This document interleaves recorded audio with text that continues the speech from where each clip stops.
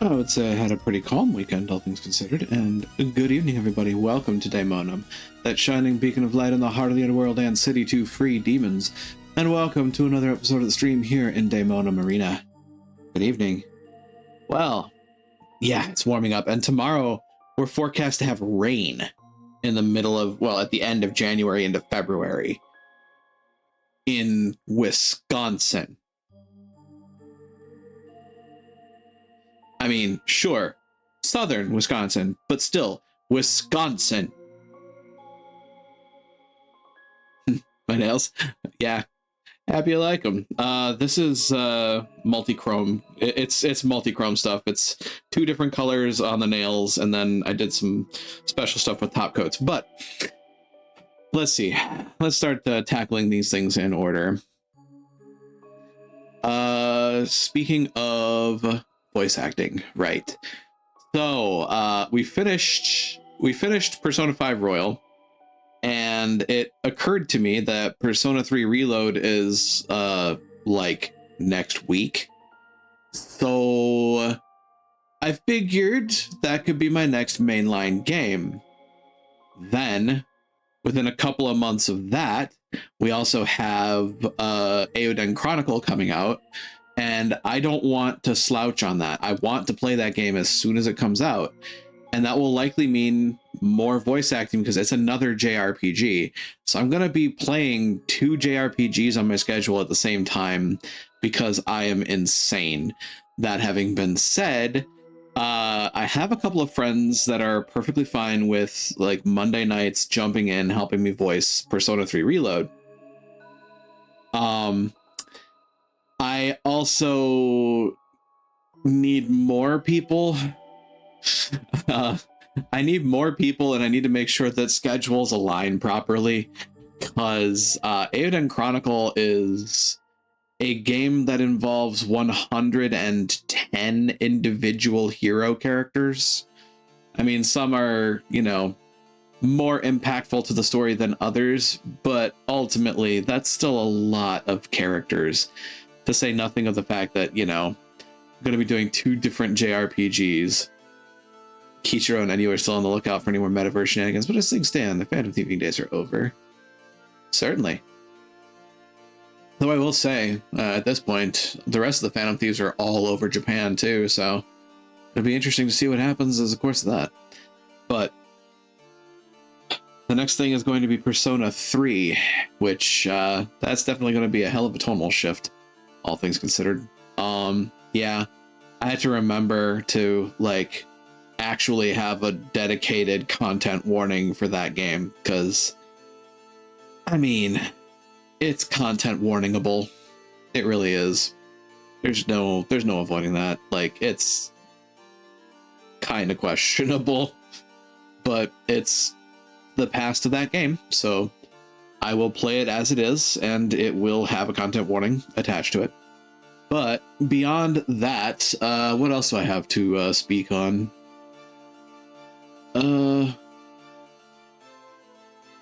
I think I never really got to start the confidant thing. What Sai has to say about each of them. Yeah. Because, like, the only thing that I could think is, like, Sai would say something about how my character was a link on the inside. It's like, you must have had a man on the inside. And that would have effectively been, you know, what leads to the revelation of that. Also, I got barreled. Hey, Dragon on Game, welcome on in. Thanks for the barrels, Punio, and thanks for the barrels, Dragon. Let's see, what else do I have to announce? This Saturday, well, there's going to be a Multi-World Madness, so I'm going to be starting early that day, noon Central Time.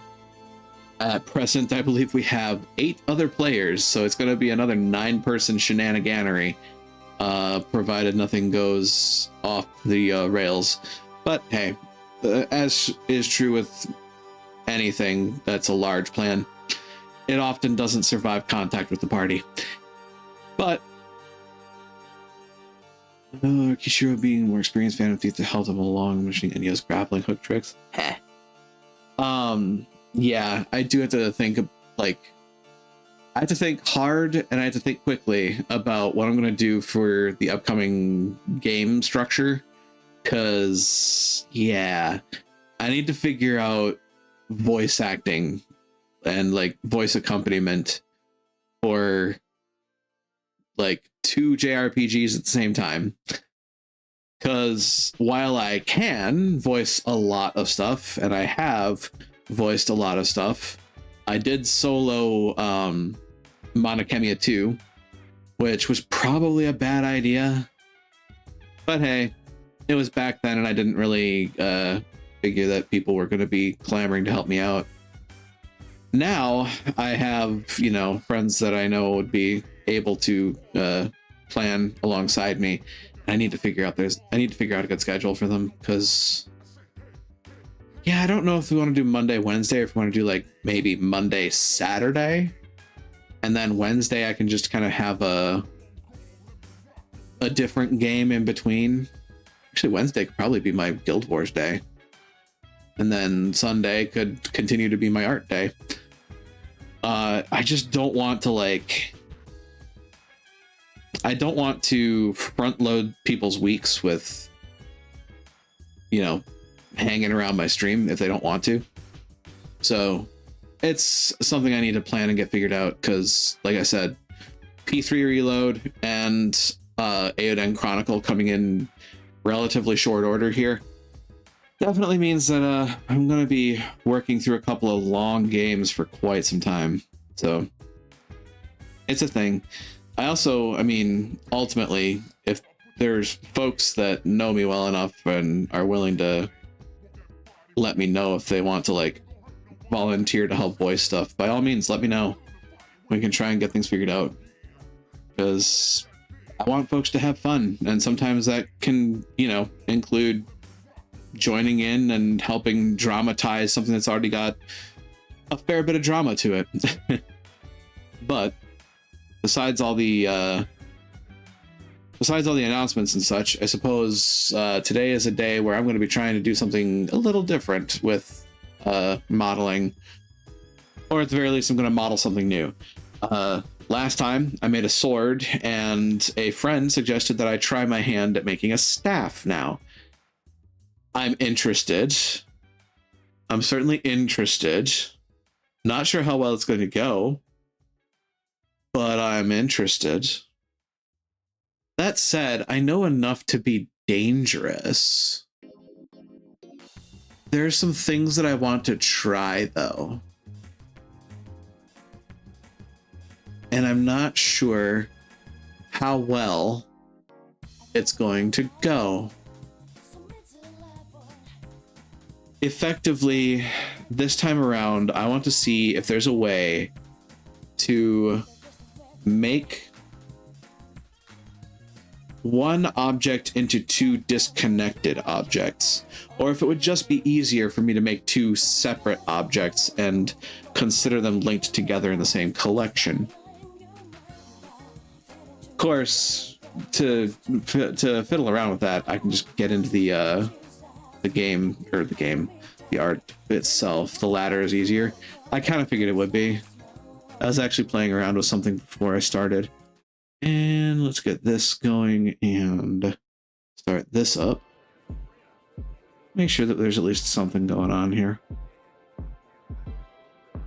And just group them in parent-child or parent-child them. Yeah, it's kind of what I thought was going to wind up being the case. I will say the pre-generated sphere is, well, you can see it. Yeah, look at the polygons in that circle. Yeah. That is a pre-generated sphere. This is the program's sphere, not anything I did. It's not on me. Specifically the top and bottom. I'm pretty sure these are quads.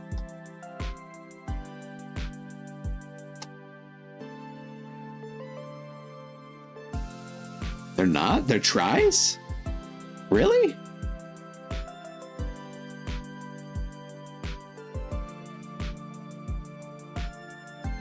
Well, let's I suppose, yeah.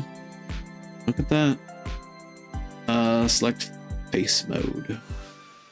Oh, let's select line. I select edge. This is select face. Most spheres and 2D programs mix them. That's disappointing. I am very disappointed. You can see it in my face. Ugh. Yeah, that is a try. Shit. I recommend to not use base spheres. Yeah, I kind of figured. But now the fun is turning a cube into a sphere. Did that not go? There it went. Thanks for the yeet.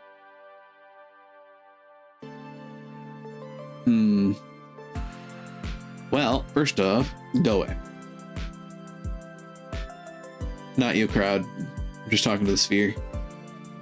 So to make a cube into a sphere, lots of subdivision. Yeah, it's kind of what I figured. Yeah. What did I do? Add mesh cube.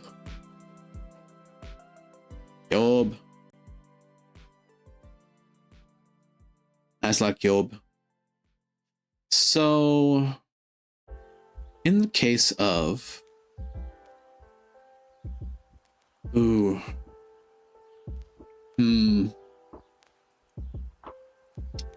than that, I'll try and let you have the reins while I paint. I mean, fair enough. But I mean, I kind of also appreciate having fellow artists around to bounce things off of. Not gonna lie. Fellow artists? I mean, artist friends.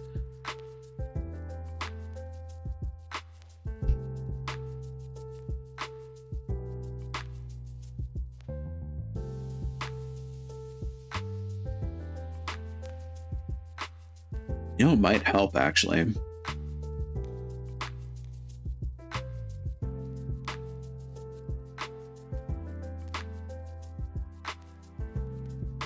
I took a moment. I kind of, I gave an idea of like what design wise I was thinking of trying to do.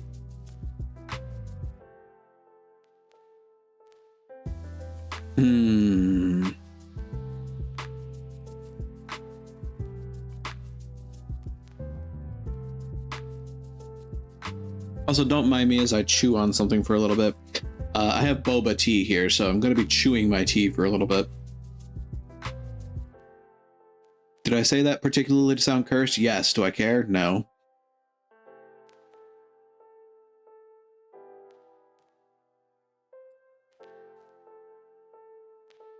I don't think you want me to chew on that. That sounds particularly painful.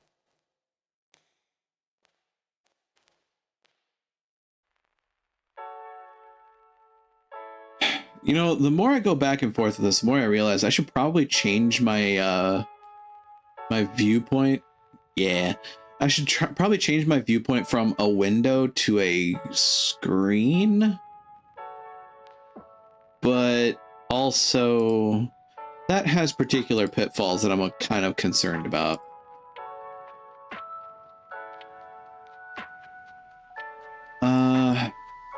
Heck with it. Doesn't need to be particularly flashy. Make it an 800 by 800. I'm not saving this for anything.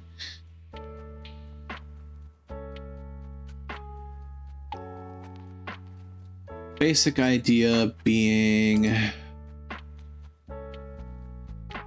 Science, please make... I know. It'd be great. It certainly would. Airbrushed?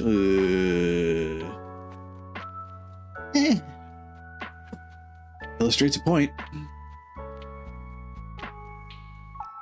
Though, I don't really want airbrushing. What else you got? Paintbrush, pencil, paintbrush, paintbrush. So, basic idea that I'm thinking of is make a staff. So, you know, you have the staff. And then at the top, have something kind of like this. Probably a bit more like curved to come around a sphere, but not connected. So like the sphere is like floating in a cage, floating in something that's effectively holding on to it mystically.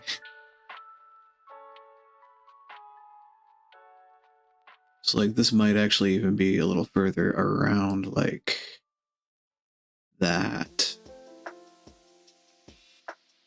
An artist I am not. I merely play one on twitch.tv.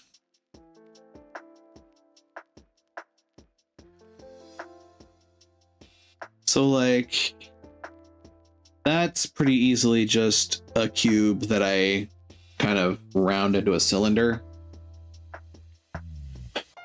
The curved thing, well, that's another challenge in and of itself. That's probably going to be a fair bit of extrusion. And the sphere is another cube that I just put a whole bunch of subdivisions on and band into a sphere. Sounds to me like I effectively just have... I could probably arguably make this out of two shapes. Considering that, like, the thing holding the orb is going to be connected to the staff, so I can just extrude it from the cube that is the staff.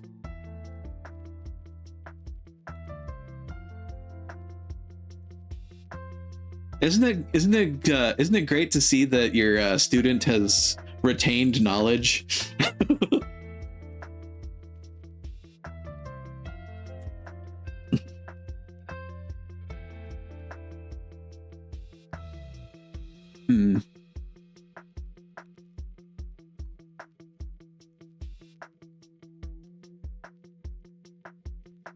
But yes, this is the basic strategy, the basic kind of design for the staff, and God, not bad for somebody that doesn't have a drawing tablet and also doesn't have a drawing bone in his body. The aesthetic sense of a brick. That's what I've got.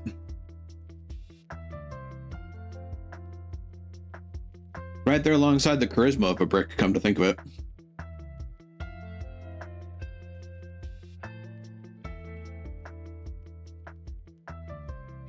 That'd be a bumpy road. Yeah. I mean, admittedly, it's a bumpy road that I should probably travel at some point just to have the experience of it. But then again, I also had the bumpy experience of my first time UVing. That was interesting in and of itself. Though Zach was here to help me with that, so I was happy to have the assistance. All right, back to 3D. Oop. It's art. It's art for some definition of the word. All right, so do I remember how to do the subdivision thing? Was it our edit mode, was it not? Yes, it was. Edge slice.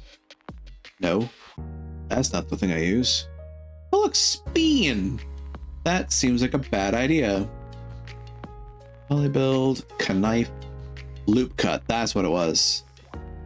But also, I can just, it's not extrude face. Whee! Spin!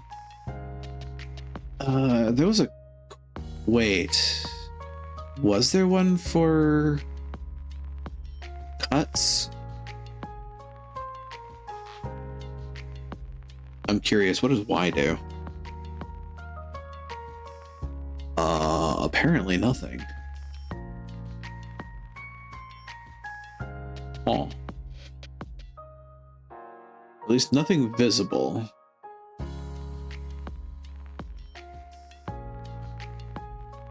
Unsubdivide. Separate. Triangulate faces seems like a bad idea. tries to quads. Wait a minute. No, that's not gonna do what I think it does. I'm not that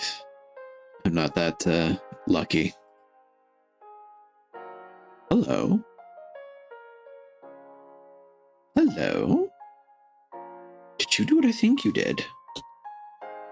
Did you do the thing I think you did? Because if you did, you did.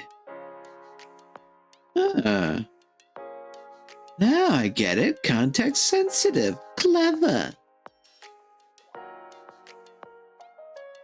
I mean, I could just do that.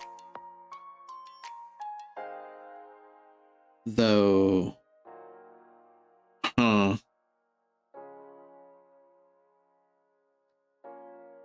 that's probably a bit too much. It's a lot of faces, but I think that's gonna be pretty good for a sphere.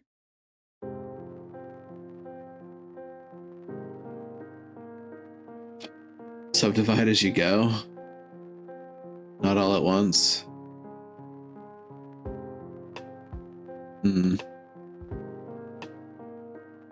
Because it seems to me like this would probably be a good first step.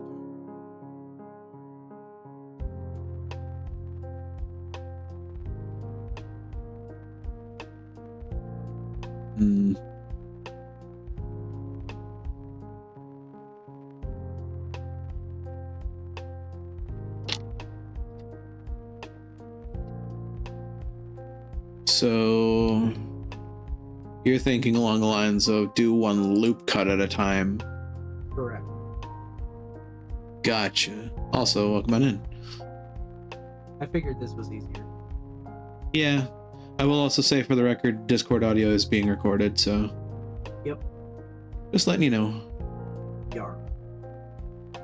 So what I would do is, subdivide it through the middle.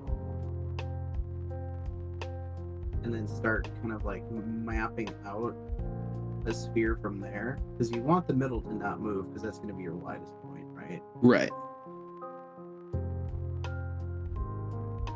So like, I would also say like the top and bottom I could just pinch immediately. Right.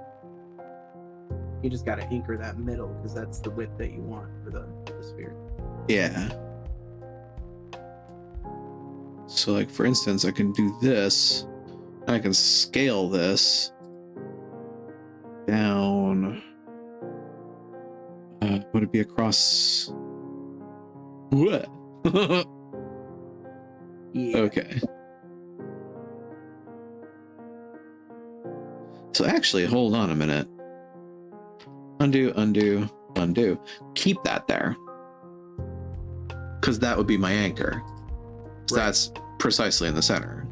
Now subdivide the other direction too. Oops. Vertically on, you're gonna have to do it twice. So like this, and then also, oh, where is it? Like that. Yeah. Because then we wind up with the. God, that'd be what? 8 cubes? Yeah, basically. Cube. And you can still grab those faces on the end and go pinchy pinch. Right. Just have to position myself. Position and pose starts by fanning your toes and placing your left foot right.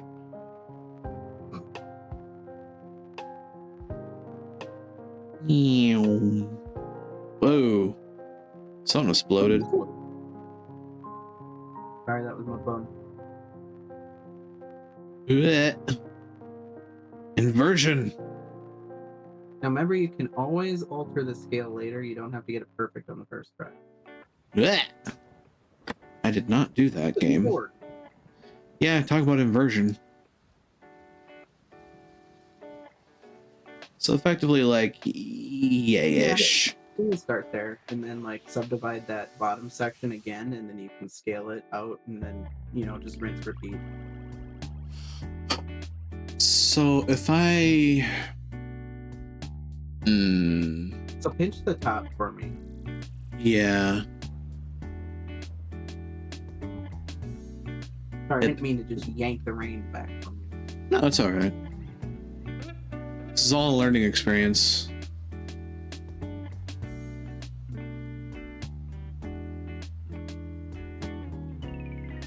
Wow!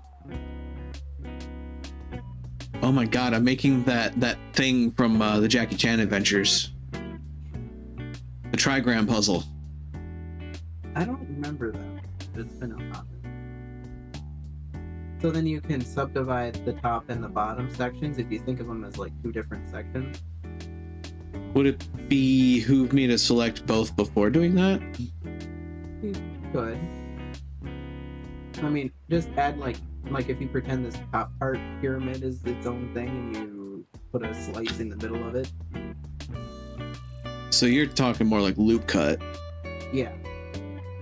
More edge loops. So I think that's the right thing. I can also do it at the bottom as well. Yep.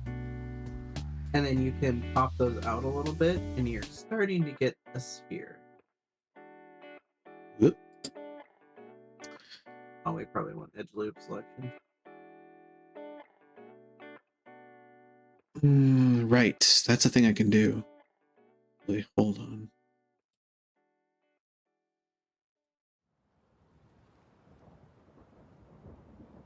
I think you're in the middle. Oh. Wasn't even selecting the right edge. The top one.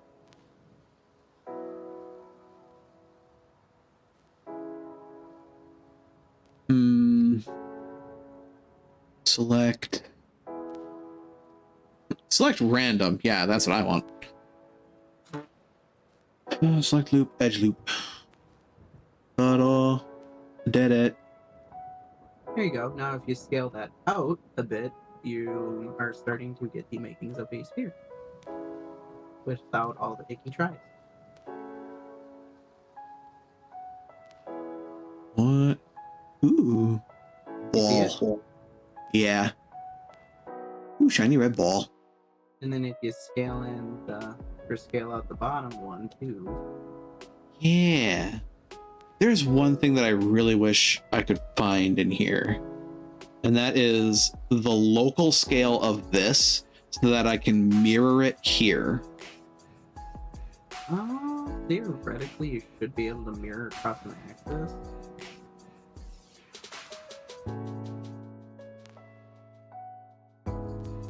Like if you mirrored across the green one. Yeah, the trick is understanding how to in this system, which is one that neither of us are well versed in.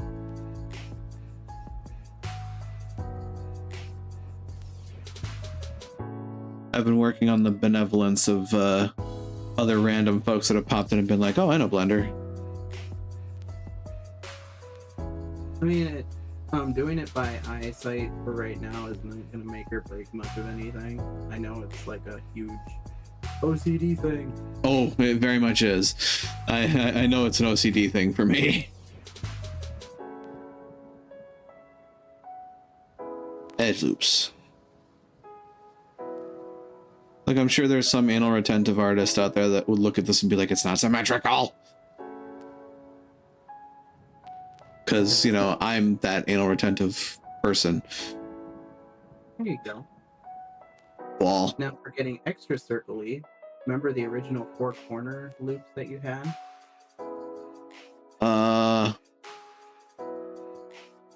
Ish. So, like, the stuff that used to be the corners of the cube? Yes. So, like, these. I'm talking vertically. These. Yeah, those. So you'll probably want to go into vertex selection in order to do this, but you'll want all of those, and then you can pinch them, and it makes it look extra circly. So I would want...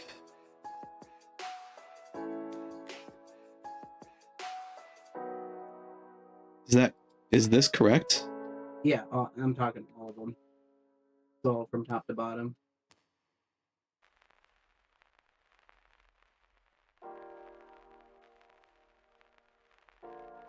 Ah, so I don't want to deal with the inner ones. I just want to deal with the outer ones.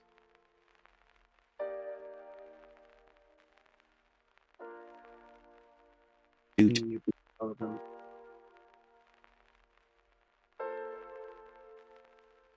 Inch to grow an inch, something.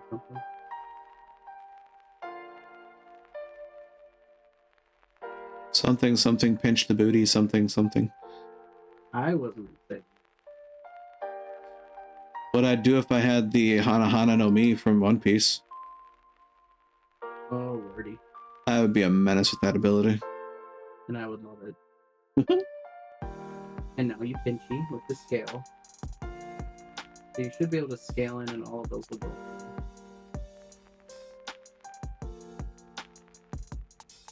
Interesting. That's definitely ball-like. Certainly ball adjacent. And you can just add more edge loops across to get it even more.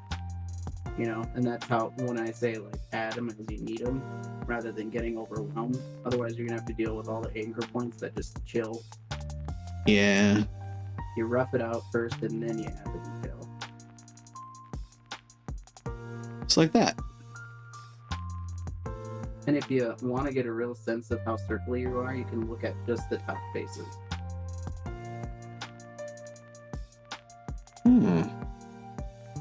Let's see. Because then, like, more of a circle, you can spread them back out. Yeah. Well, like so. Because that's, I mean, that's effectively octagonal. Because that's what we've built so far. My God, it's a football. Well, that's one way of looking at it. It's roughly a football.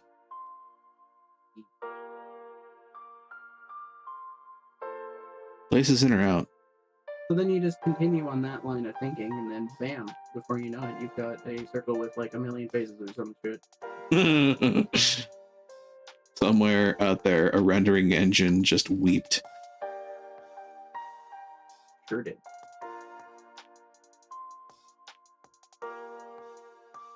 So then, like, I could also just loop cut, doot,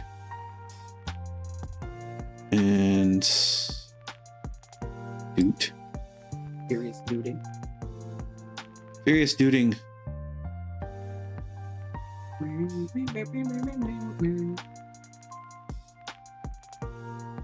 I'm being overambitious. Yeah. I've shown you that, you know, how I usually do it. Somebody might have a better way of doing it. This looks like, I mean, this feels like a good way to do it. Yeah. Not gonna lie, like, it looks cool. 3D is all about starting off with the most basic fucking shapes and then slowly molding them into a rough shape that gets you basically what you want, and then you can go in and really go detail. Yeah. I'm noticing that, like, 3D modeling, at least the way this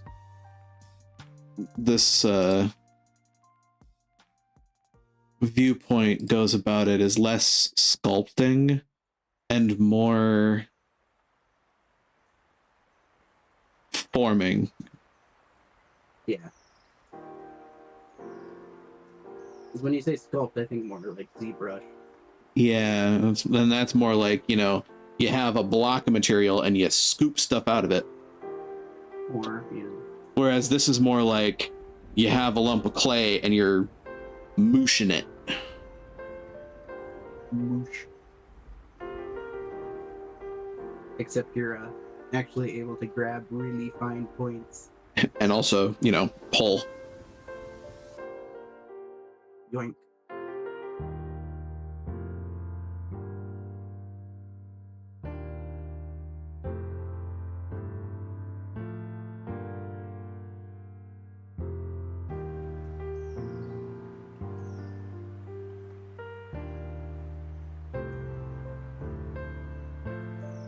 That's not the tool I need.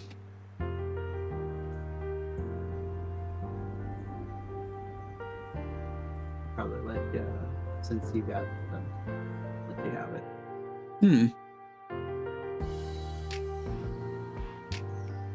Always welcome to idle however you want. It's so quiet in Hmm.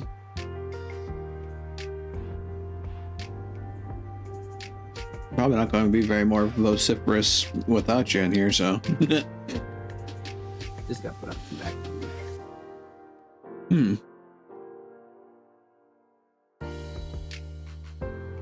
By the way, if you separate out your audio channels, you can stream the copyrighted music. But there's a way, I think, on Twitch that you can have those separate channels, so then the VOD won't retain the copyrighted music. I know there's a way to do it. I just haven't looked into it. And I've been able to survive just, you know, doing royalty-free stuff. Yeah, it was just a, you know. Technically, if I really wanted to, I could just bust open my library of video game music, because what are they going to do? Oh yeah, but video game music copyrights are pretty lenient.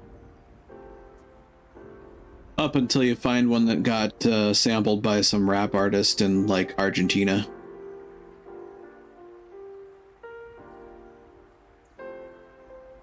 Not speaking from personal experience, not at all.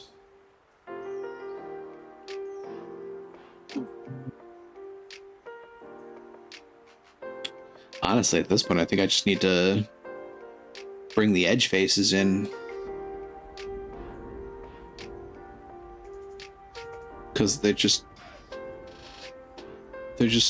nubbins right now. Alternatively,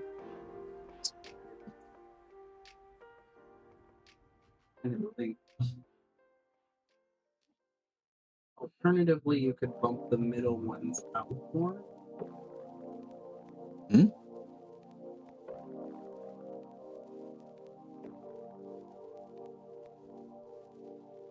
Like middle or squish the top and bottom.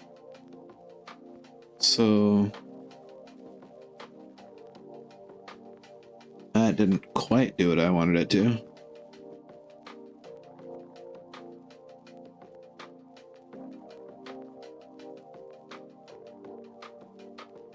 Your basic idea be to effectively grab these.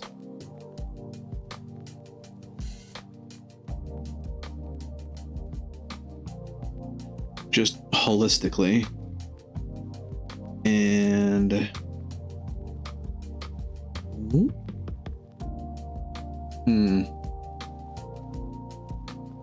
doesn't seem to be doing what I want it to do.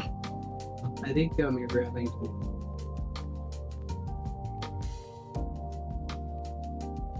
I would start probably with the middle three.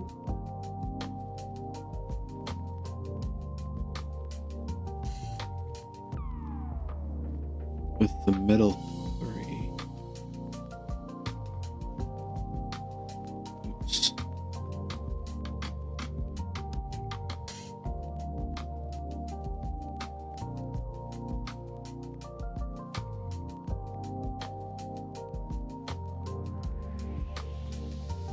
Like that. Yeah. And then the ones next to above it, just after you've played.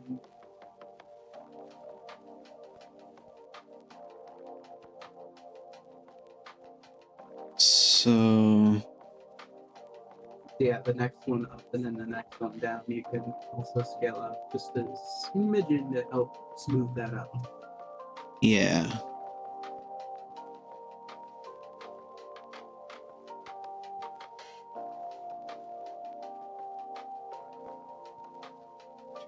Three.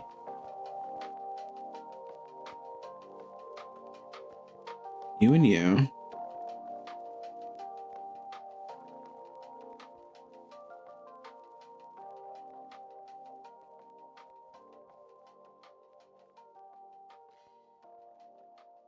And then We still get plated.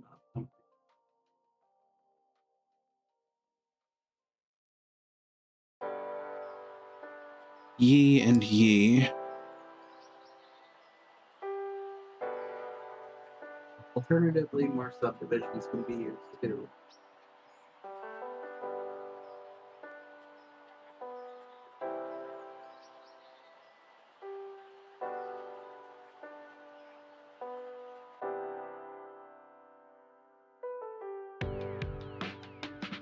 It's getting closer. Yeah. I will say, I do think like the top cluster is certainly bigger than the bottom cluster.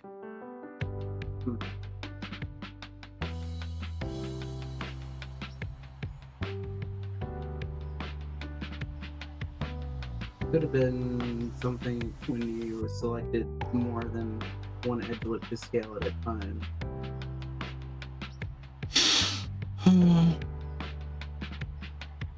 But again, you can always select an edge loop and use the move tool and just use the up and down axis to reposition.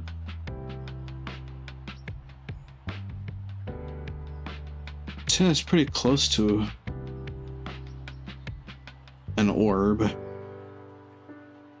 Nothing said that a magic orb had to be perfectly spherical. Or So there's also that. Ball. it's art. Art.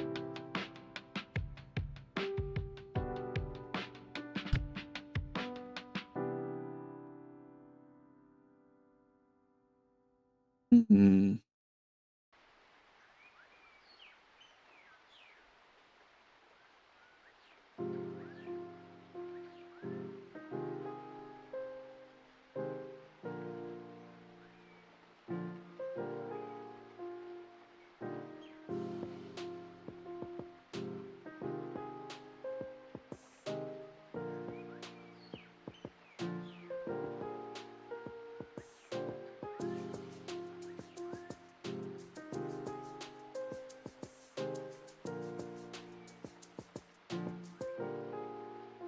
Collections, instancing.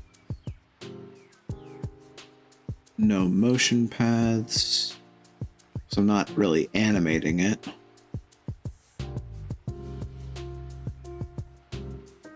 Visibility. Viewport display. Line art. One of these days I should probably understand what all this means. Me too.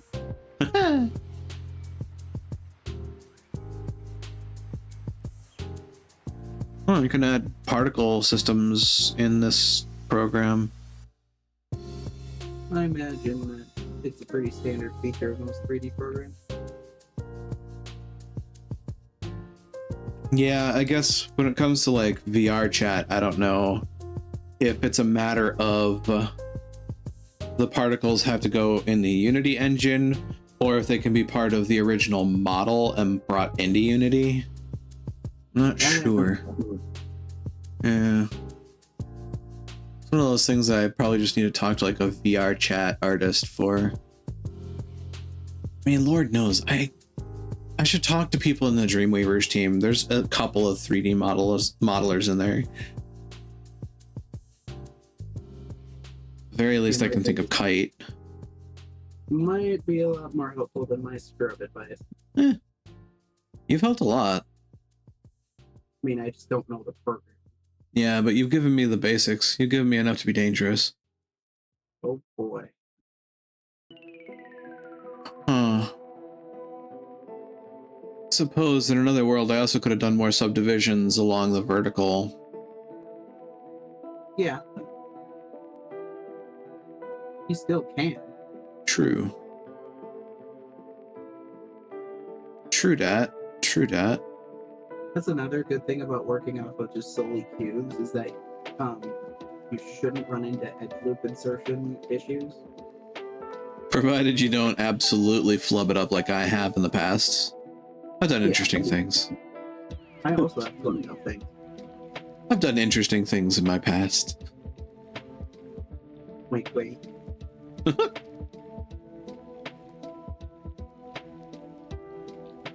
Although that does bring up an interesting point. When it comes to these upper points, what's it gonna do to those when I go to edge cut it? With the 1 point in the middle. Yeah, look at that vertical edge loop there. It just looks bad because that's how it looks. Is that a tautological statement? I don't.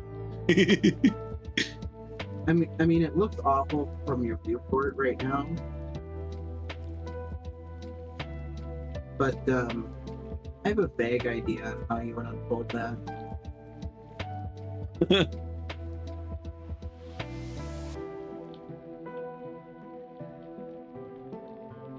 It's like if I do that and then I do UV problems are another day problem. That's a future me issue. Exactly. I mean, obviously try and be as clean as you can.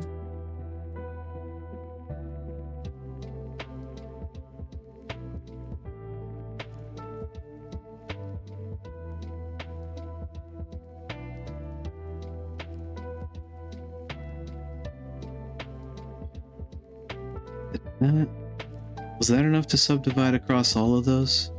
I think it was. Turned 4 into 8, yeah. I've turned 4 into 8. You're a real mathematician. That's powers of 2, baby.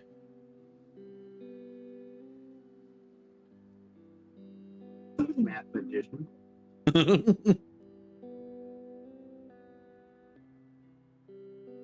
Juniper said that.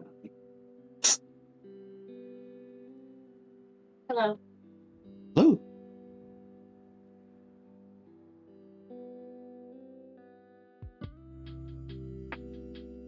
There are personalities in one body over here. So I'm curious to see what would happen if I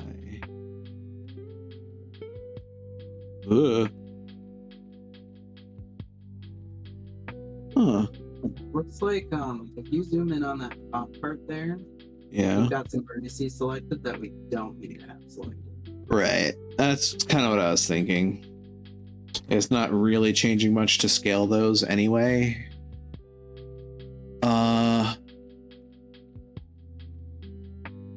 I want to select by edge, I think, in this case. And then ooh, I have a wicked idea. Uh-oh. Yeah, I should probably be concerned. No, but seriously, just save before you do anything. Fair point. Dreamer save game. Yeah, that is certainly something I need to be more cognizant of as I'm working on these things. Shoot. That Control S is really a lifesaver. Yep. Right up there with Control Z. Oh god, I wish I could have Control Z in real life. Right? 2, 3, 4, 5, 6, 7. Okay, so I selected 8 not faces, edges. 8 edges. I go select loops, edge loops. But therein lies a problem. See, it selects the extra divots. Can you unselect them with holding Control? I might be able to. By Jove, I think it's working.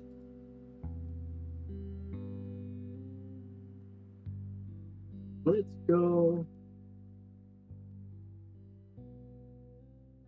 Of course, the fun part is actually aiming. Dude. Pretty sure don't need y'all. Certainly don't need you.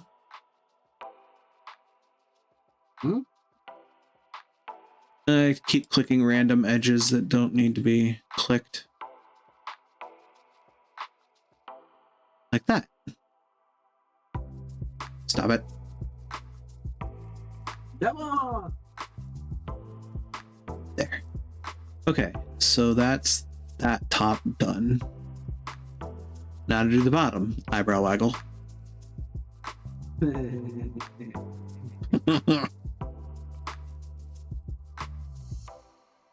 I have a cat licking my head. Raise that mineral.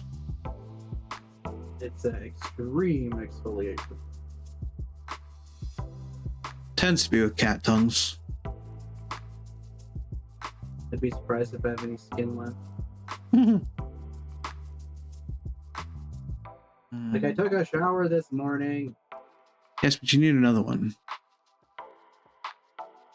Don't know why he likes to lick my head. Salt.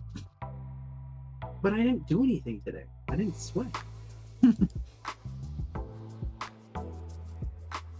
Oh, and the other cat is touching the screen.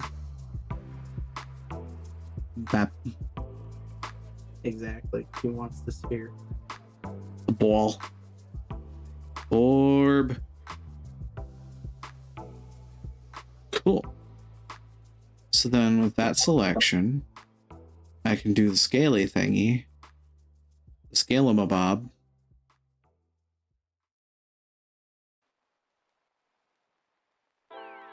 And the roundness is rounder. Indeed. I'll bump you in just a skosh. Huh. You know, it's weird. Somewhere along the line, it feels like the roundness got a little off kilter. I'm not sure why.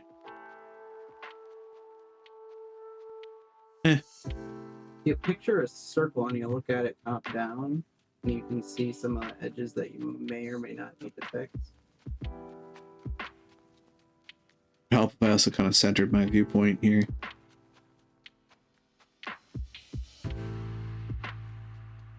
I mean, it's still kind of a squarish circle. Looks like some more edge lips need to be inflated some more.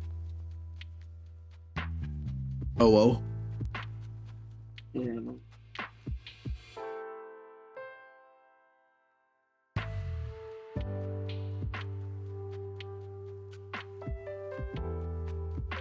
so, like, you see the edge lips along the green axis and then perpendicular to that. If those are your anchor points, they kind of stick out a little bit still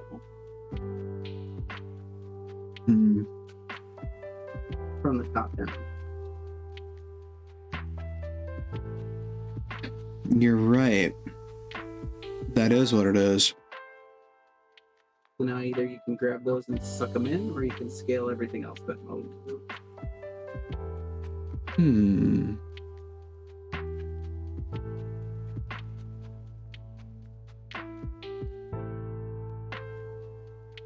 God, she really wants that circle. He's like clawing at my screen. Goodness me.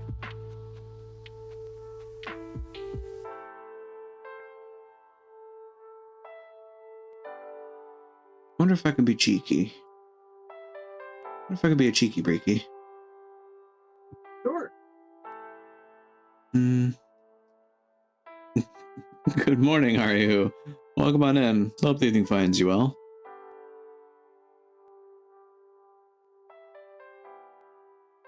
Hello, you. So I can select that. And these. It really is, yeah, it's the squareness. The squareness gun, right. It's not such a square. Tip to be square. Ew. I want to be a hipster. Gross. Also, well, annoyed by internet trauma, but really good otherwise. That seems to be the order du jour, though. I've been trying to keep out of the discourse. With Power World? Among other things, yeah. Fair enough. I've just been trying to keep my head down and live a life. Which is why I'm here doing 3D modeling now. Nice thing to kind of zen out to. something that makes you use different brain muscles. Yeah. Oh? Oh? Oh, what was this? Dear God, I think I did it. Fucking puggers! Art. I'm still a little bothered by the fact that the top is wider than the bottom, but I can fix that, right? Yeah, you can move stuff. I'm trying to make effectively at least something remotely sphere shaped, rather. I guess the primitive sphere in the program sucks ass. Yeah, the base sphere from programs is not great.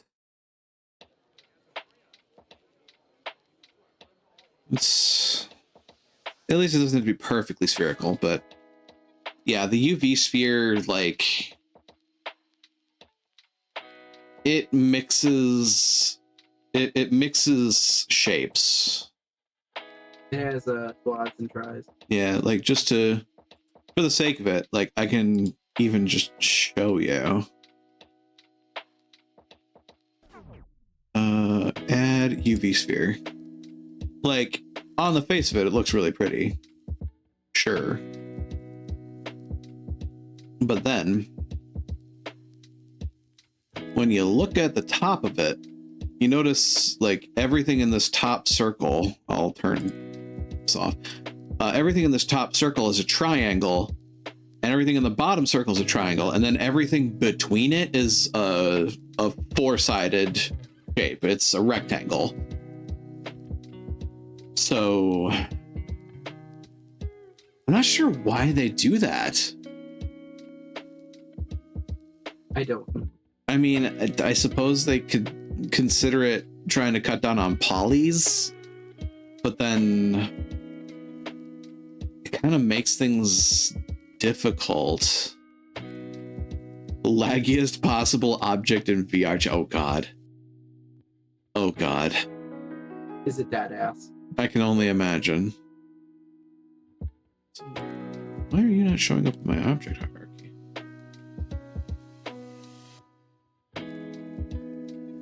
I mean, alternatively, with that existing circle, you could just cut out the top and bottom, like delete it, and then restitch it. But that's a pain. Yeah.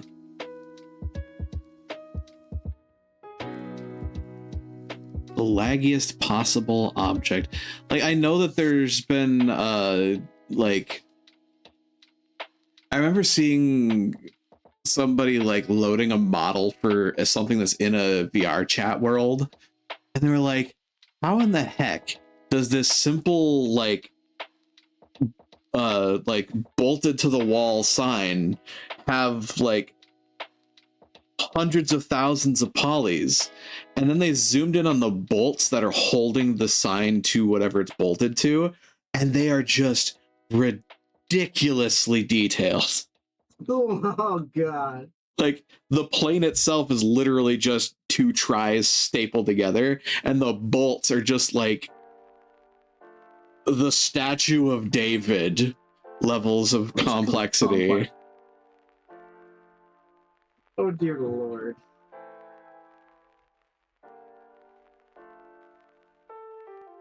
Just goes to show you, sometimes you really need to look at those things.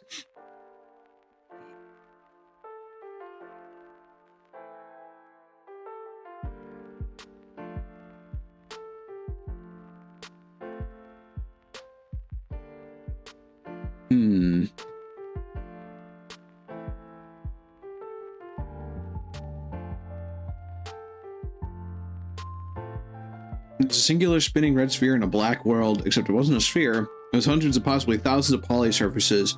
It was so dense, it appeared to be a ball, and every poly was animated. Good God. Dear Lord. Looking away was a full 75 FPS, went down to 25 to 30 max, and I turned around and looked at it. Jesus Christ. There are some people in this world that shouldn't be 3D artists. Although I think some people do that on purpose just to troll people. Thanks for the hydrate.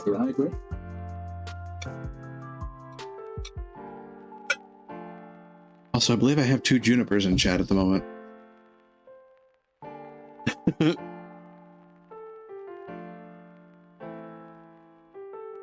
Ah, gotcha.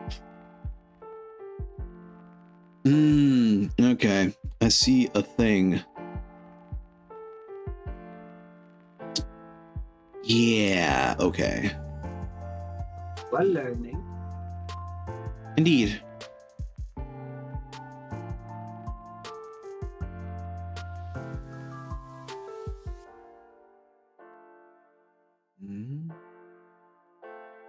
Round. Yeah. Okay. I'm gonna need it. Yeah. That looks quite decent for an orb. And now you see on top of all of that, like, I'm nowhere near the same number of faces as that UV sphere primitive from the program. And yeah, sure, it's not, you know, a perfectly round sphere, but that's because I'm new to doing this way. With enough practice, I could probably both make it a perfectly round sphere to the eye and keep it lower poly than the UV sphere from the program.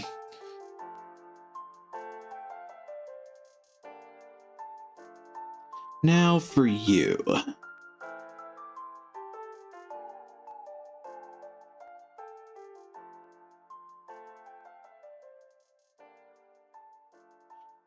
Scale.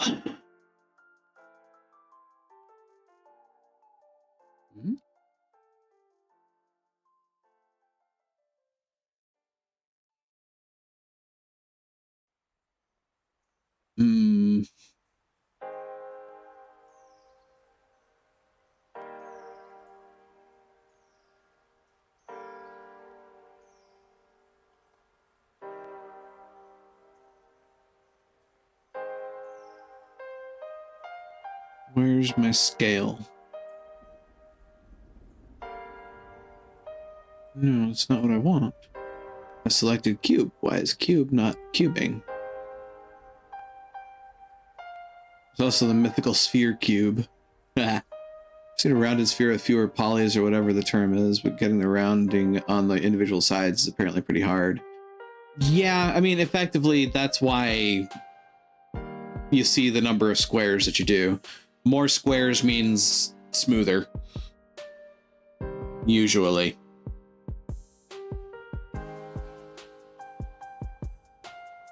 But more squares also means longer time to render. Or more resources to render.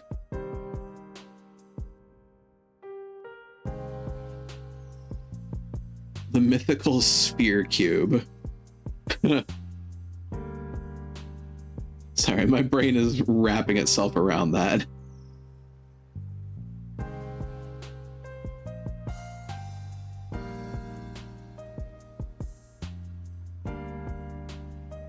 Edit mode? Did I get it to work? Okay. Interesting. It's probably an easier way to do that. I should probably try and find it at some point. Now...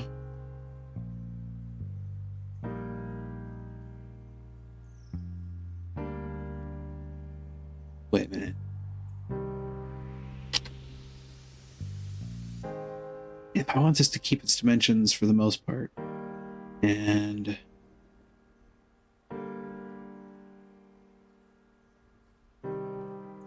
okay, so yes, we do. Then we scale like so. How much is too much, one might ask? I suppose that depends on a matter of perspective. In Modeling 101, it was recommended we use a subdivide operation of basic cube a few times as an alternative to the use. Yep, that's what Cody was coaching me through earlier, this is effectively a sphere cube. Or at least a cube made into roughly a sphere. Still a little football-y at the ends, but...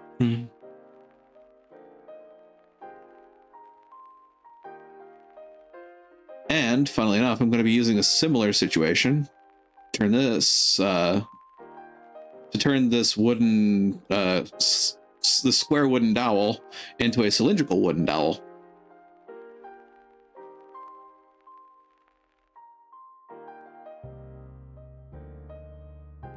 By loop cutting there and there.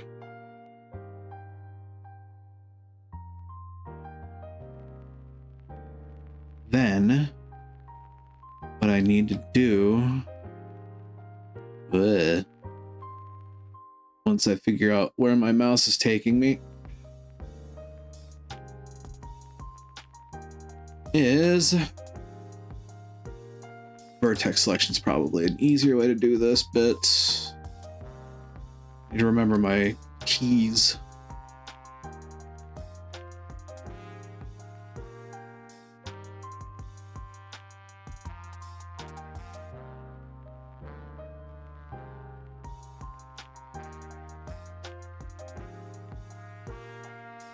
Introduces visual artifacts and texturing, which my coworker called sky sphincters. It's gonna be one of those nights. My brain is ready. My brain is ready to shut off and giggle at the dumbest shit. No.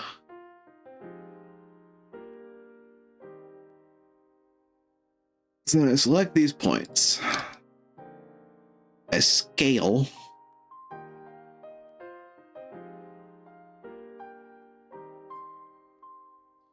To make sure that I get myself in a proper position here to look at this.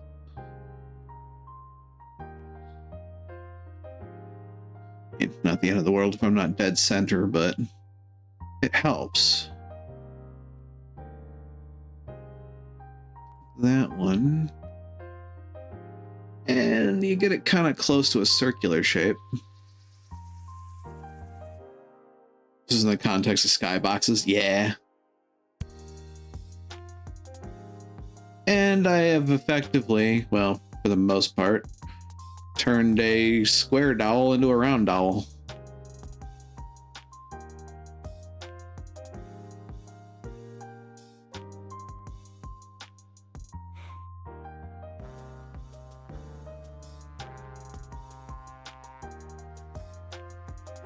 If I wanted to go a little more in depth on it, I could add more loops to it. But I think that does pretty decent for what it's looking for right now. Like, nothing about this is purely circular, so there you have it.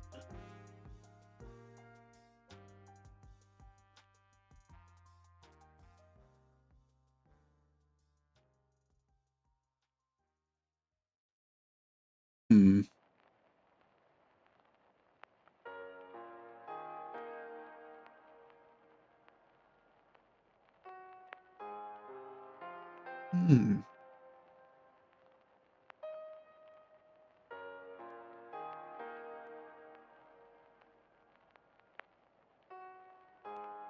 Aha. I found me out a thing. Cool.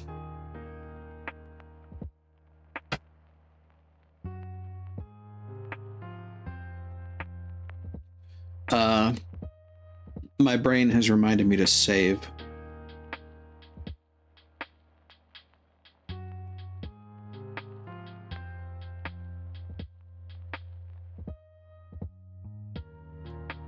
No.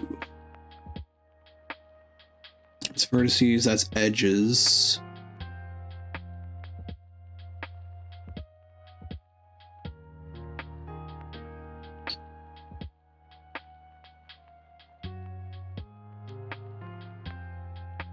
Hmm.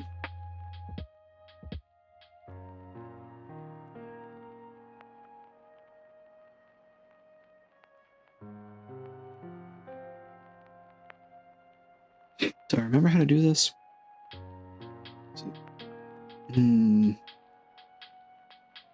E S X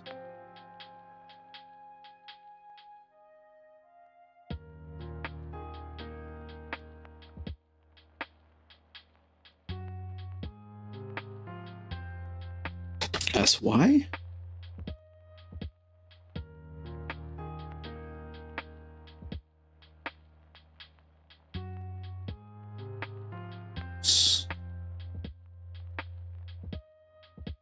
SZ. SZ doesn't seem to do anything, strangely. Oh, buddy. You stop that.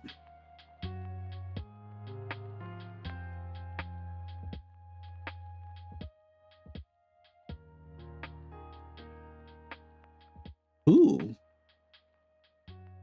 Well, I did a thing.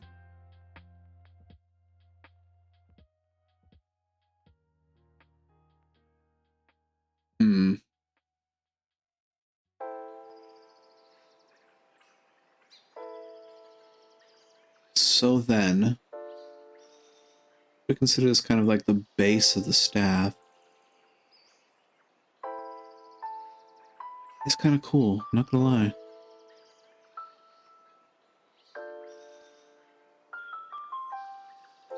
Then, it's time for me to experimentalate a little bit.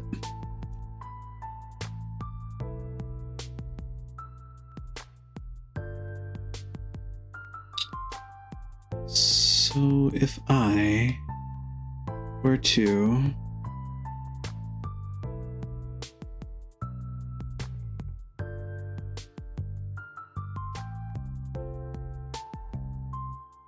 I'm curious to see what this is going to look like because I've never done this before.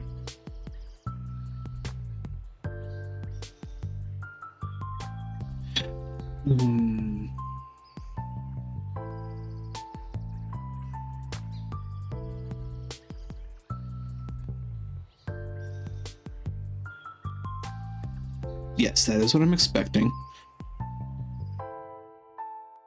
ESX.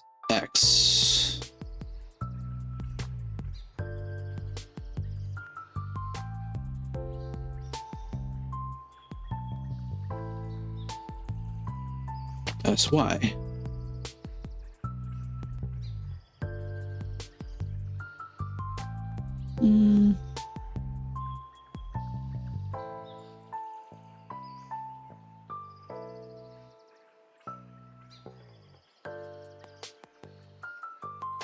I'm doing weird stuff with this. It's going to end poorly.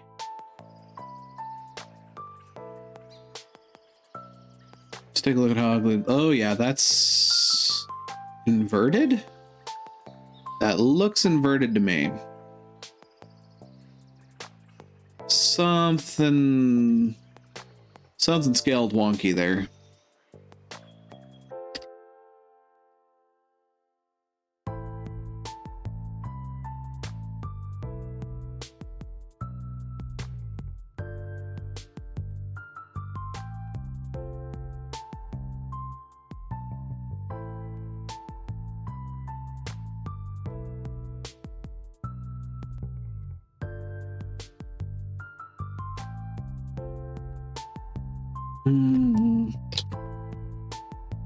Actually need that to shift.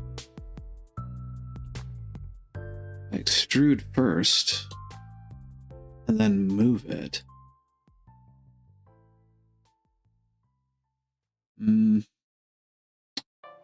Doesn't seem right.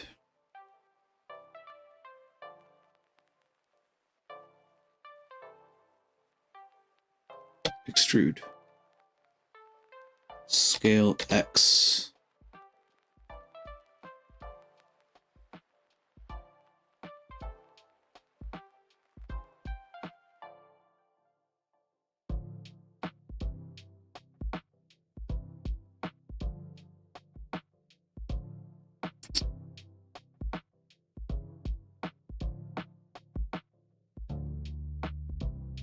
What am I doing here? Something seems weird.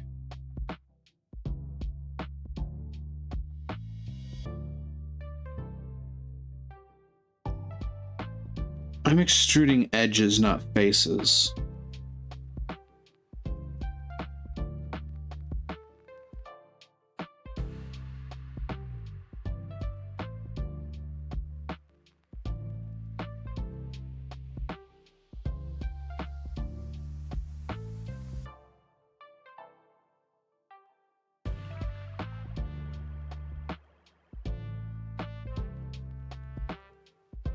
And again, I mean, if you're extracting the edges, then you're making faces, are you not? Eh. Dumb joke is dumb. Hmm.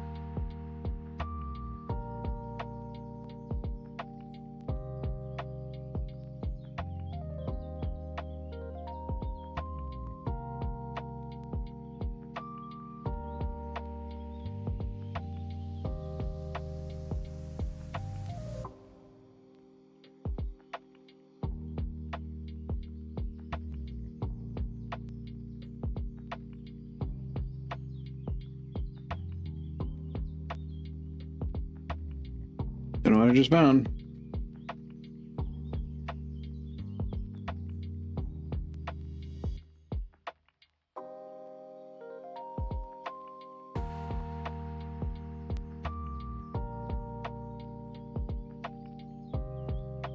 Hmm.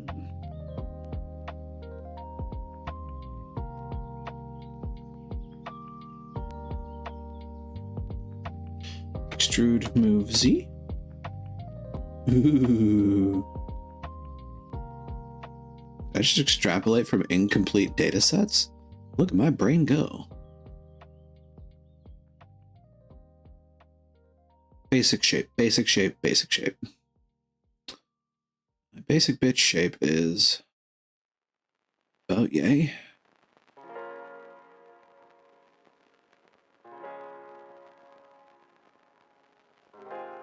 I don't think I see any doubled up loops at this point.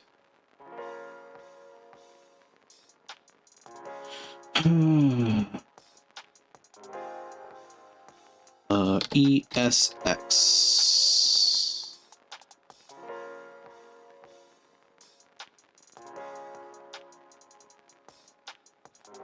Undo. Go back.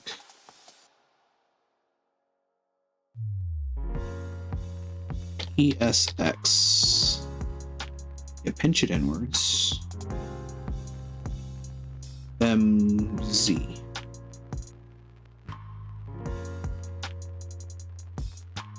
It's already at move. Move Z.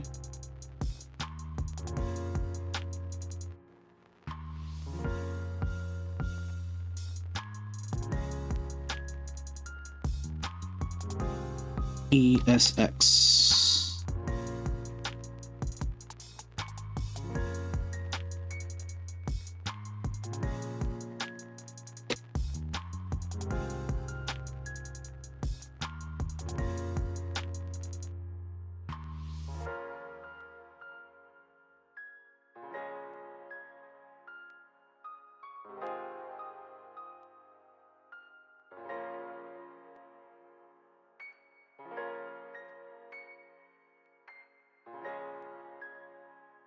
Ooh. I actually kind of like that look. The other thing that I should do though.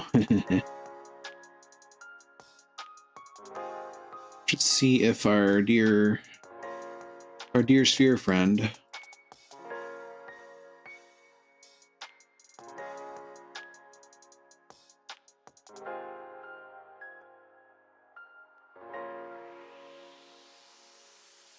cooperate with that. Lol, no.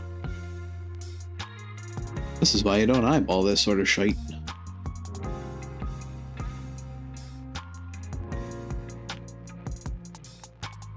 Though I could make it. Ooh.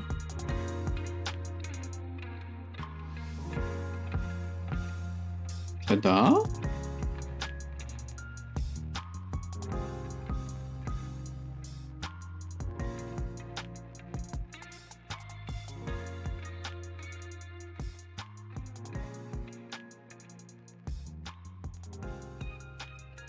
Look at me thinking with my puzzle solving kidneys.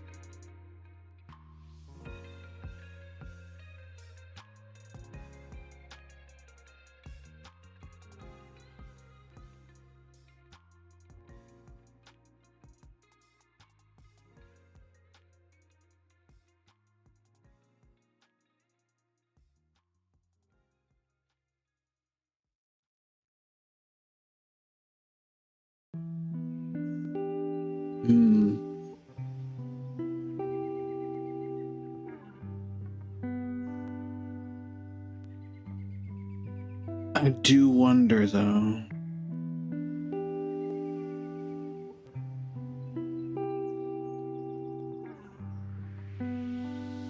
What happens if I try to cut a loop in this? Wrong thing. That's not a bad loop to cut.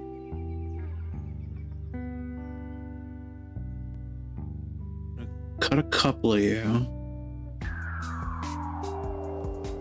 And oh, computer, work with me, please.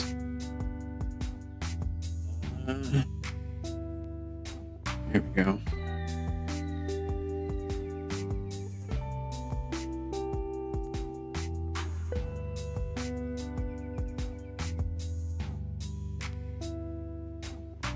Select you and you.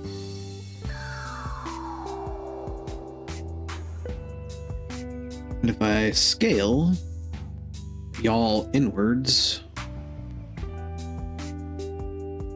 you don't do anything. Wait a minute, what?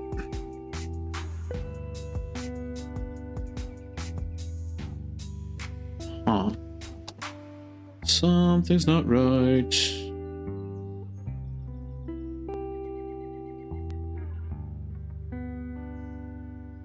Actually, you vanish for a second.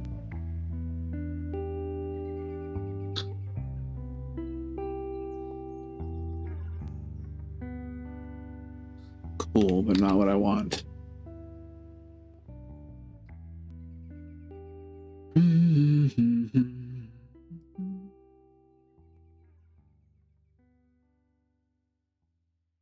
It does nothing? That seems not right.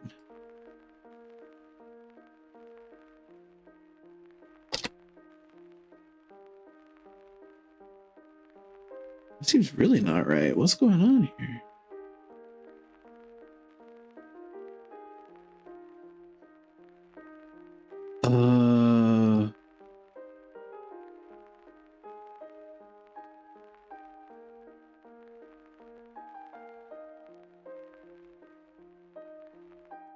What?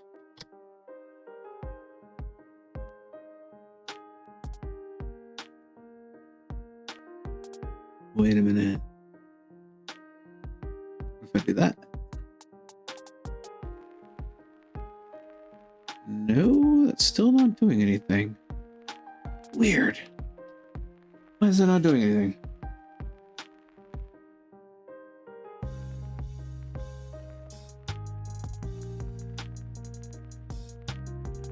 should. Right?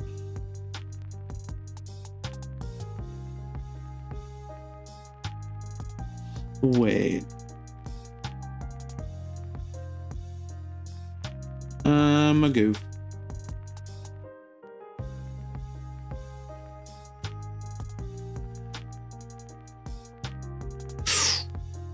Oh, but what happens if I try to...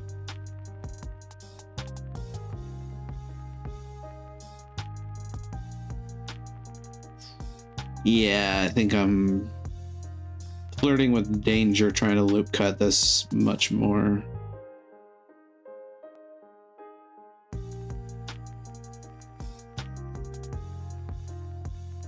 Hmm.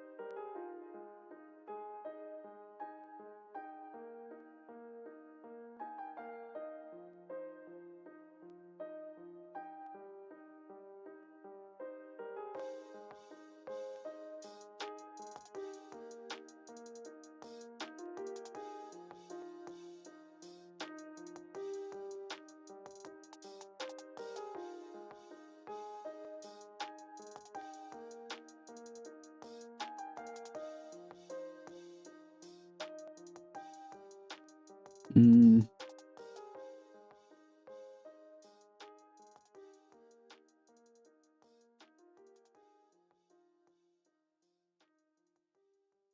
I mean, I like the idea. I honestly kind of like the look as it stands.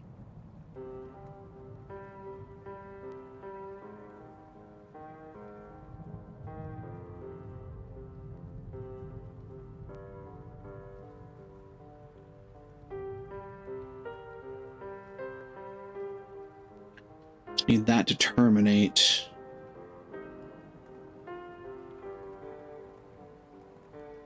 Extrude. Move Y.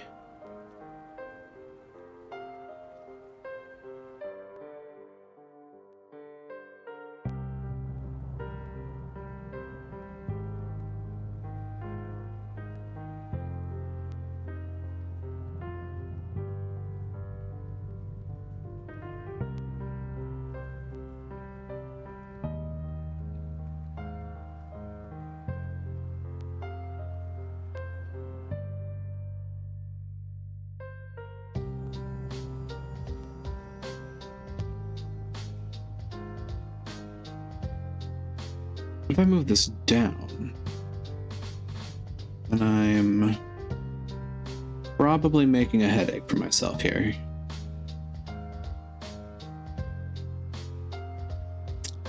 Yeah, that's making a headache.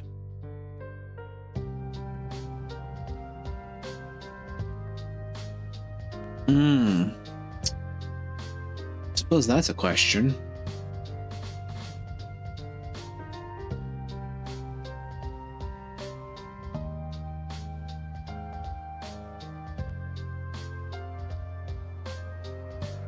So if I move that under the plane from which it originates, then it's going to overlap and cut through. So how do I make that not a pain in the ass?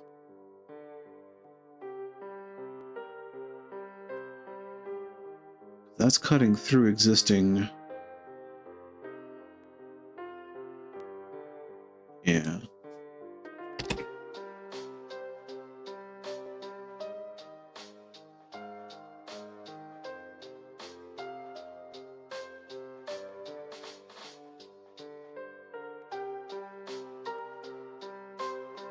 That's a problem.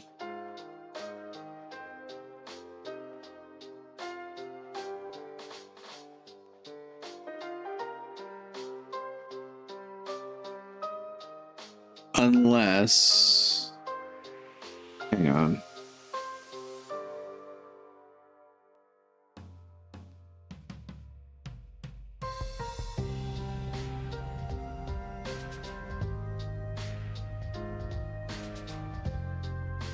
I can be smarter than the 3D object, which is a challenge for me, I assure you.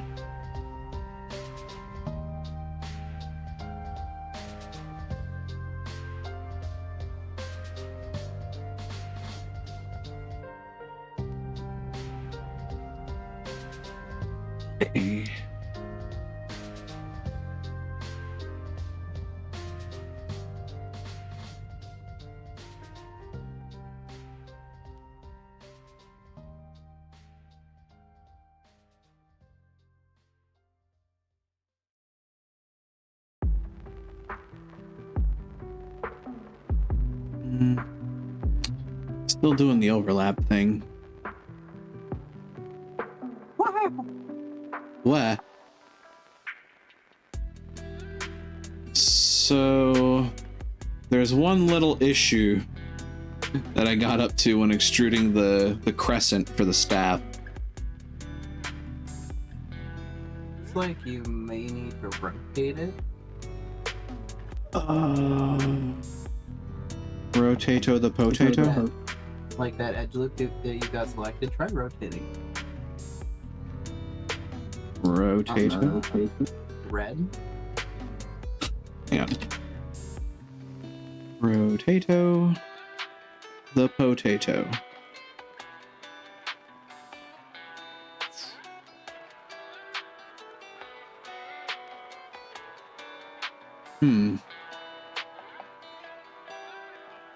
Might need to have rotated it as you've gone up. Yeah, probably.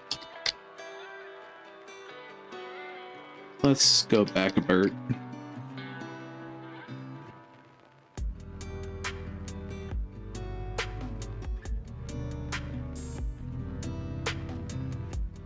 And rotate along the red.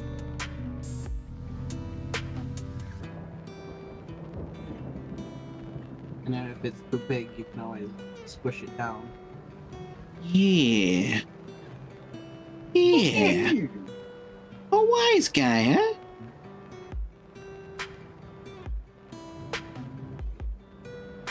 You come into my home.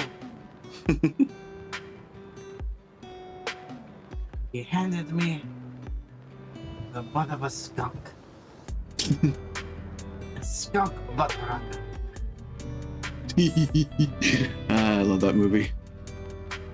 I don't know the exact word. Definitely close enough. Okay, so the rotato, the potato. Okay, so then extrude,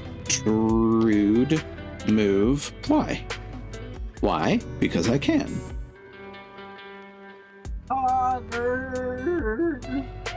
Art.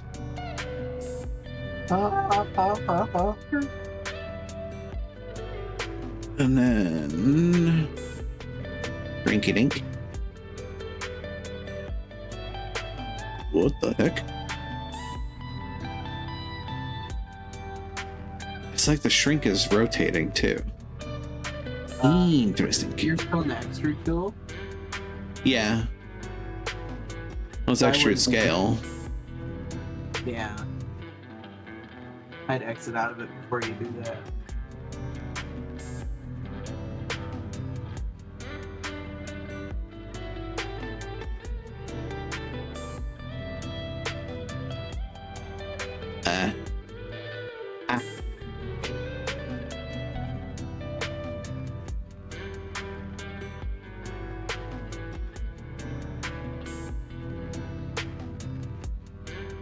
Fine, be that way, program.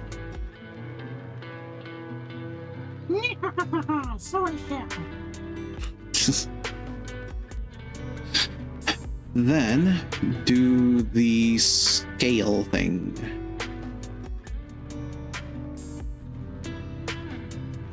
Ew.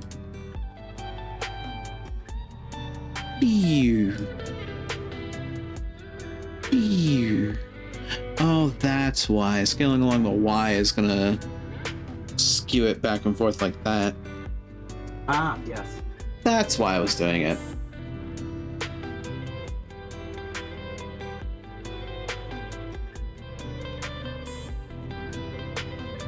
Wakey wonky.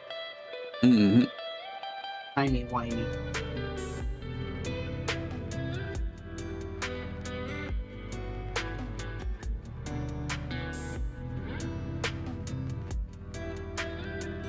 Hmm.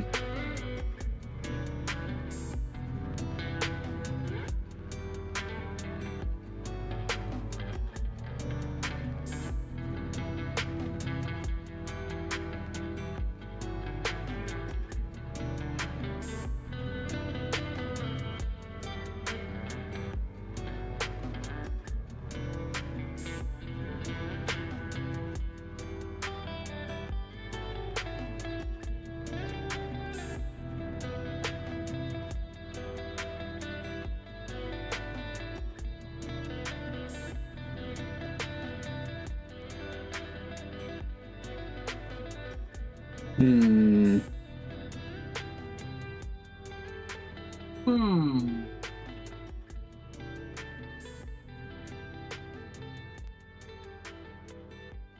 I have the distinct impression that these can be pinched inwards.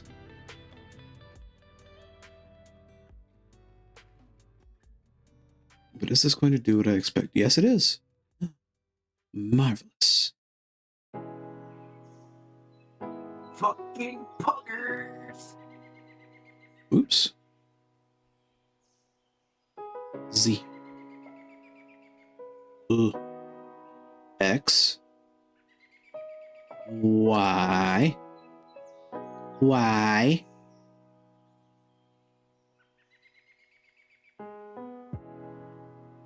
Not bad.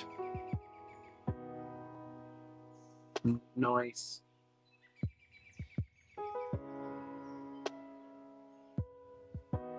I would say that worked out to design idea pretty well. Indeed.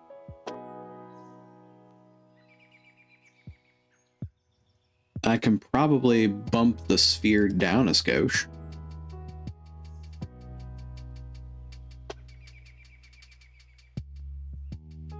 Make it a little more floaty. And as far as I can see, it's not like clipping into the staff.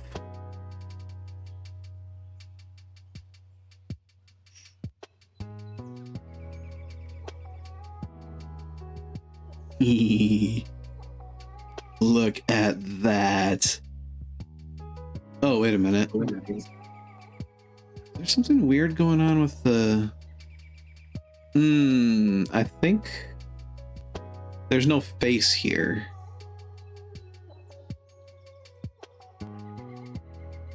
See what I mean? Oh, is there? Yeah, there's no face on the edge here, or on this piece. That could be a problem. Yeah, I'm not sure why there's not a face there. How do I fix that, I wonder?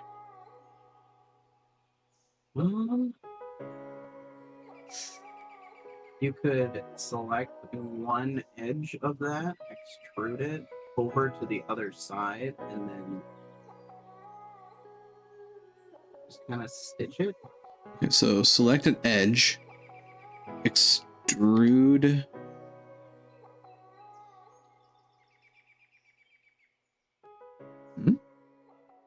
What was the next bit? And is there a way to like hook it onto vertices, like merge vertices? Oh, actually.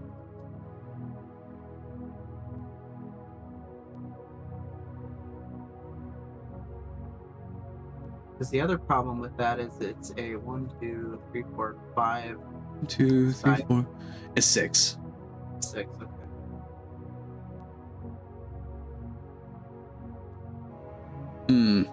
There'll be a problem. We gotta get that down to 4.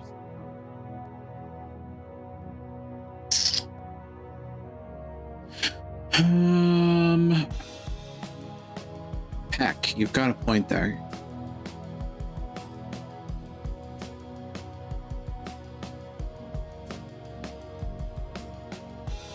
Connect the top and bottom vertex and it'll be quads. That's true. So you mean connect yay with yay?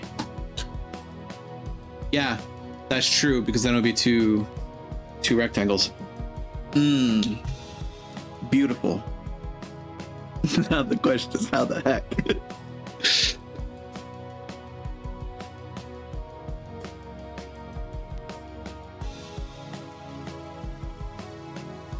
Is there a bridge version in the menus? Edge draw. Ooh, new edge face from vertices?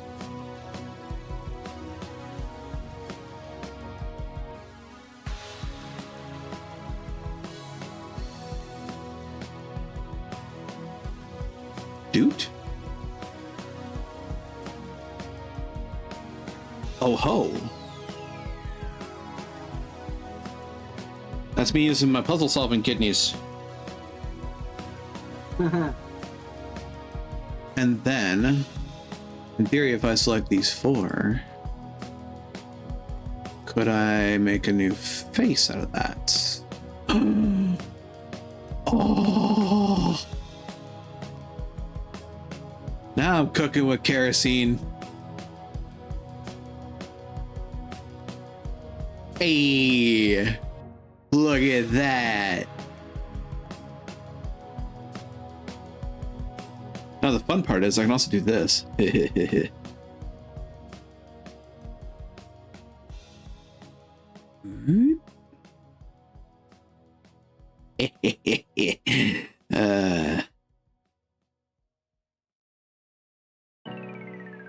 Interesting that they got a little differentiation in coloration. Was probably the shadows. Probably. Hey, look at me go. Could you please tell how much filling holes factors in the 3D model?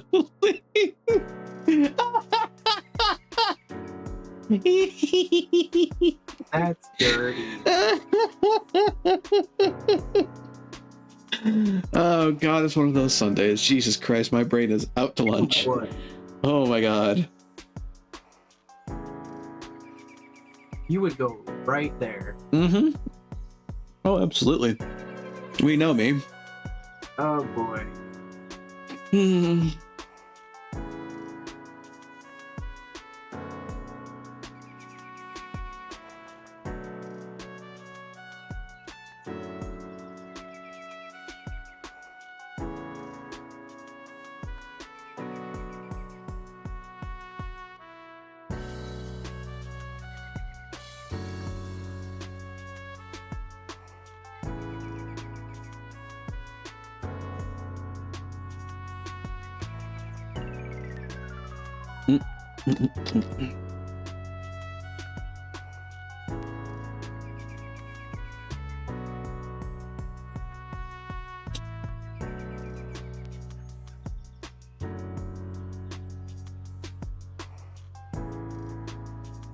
Could smooth the bottom curve pretty easily.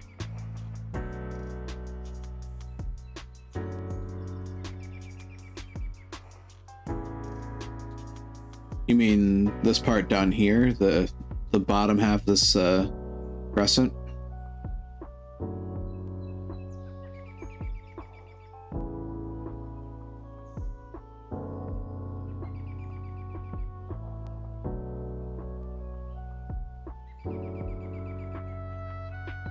Oh. Ah, come to think of it, something seems a little askew here. No, you. Well, I mean, I'm typically askew. I don't do many things straight after all. LMFAO.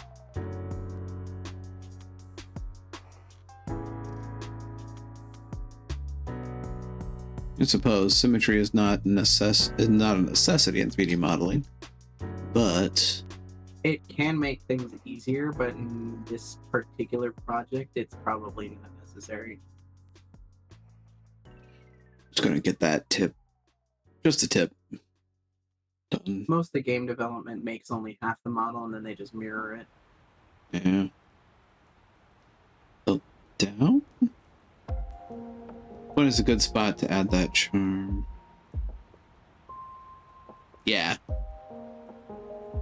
Charm this pants grab. I mean, what? I'm just kidding. Don't run away.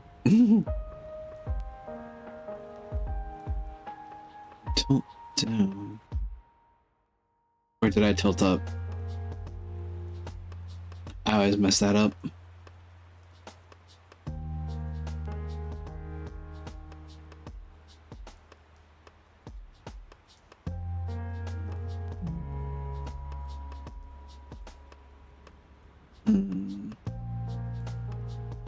Well, originally I also had this thing like winged way out on the sides, so I was happy to find that I could just, you know, curve that in and shrink it. Because it needed that. After I saw the extrusion, I was like, ooh, that's a bit wide out there. I overestimated my swing of the wing. A little girthy. Mm-hmm. A little spicy. A little bit spicy.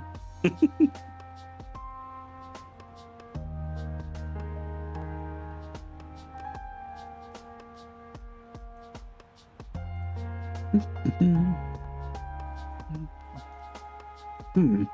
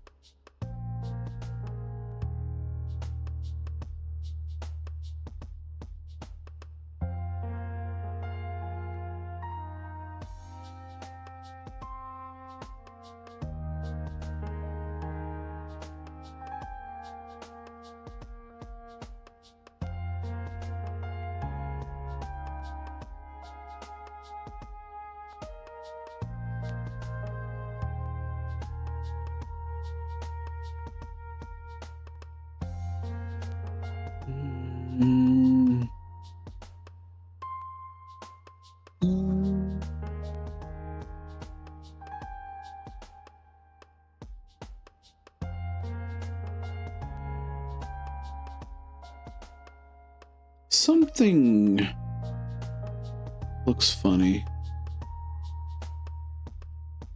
By all means.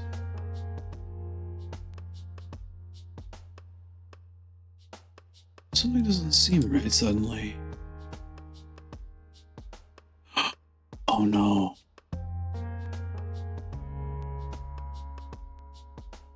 That's why. Didn't select all. Something looked weird.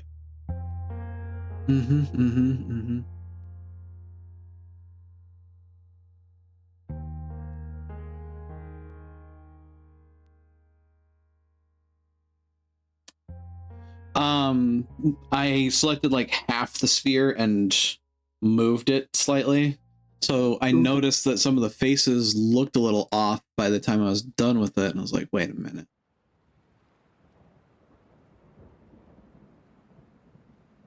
Now I perform that small correction again, this time having selected the entire sphere.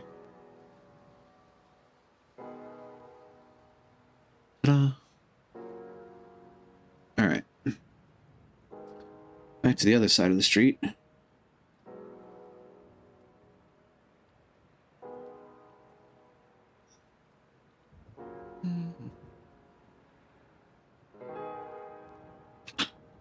In the crescent, the curve between the points isn't quite smooth.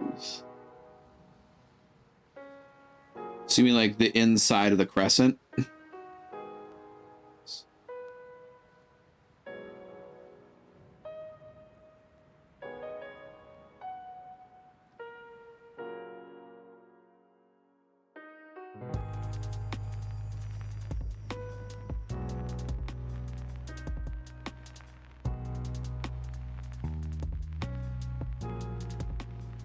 Next loop out. Do I know Inno? Yeah, Zach. Ah. So you mean like this loop, for instance?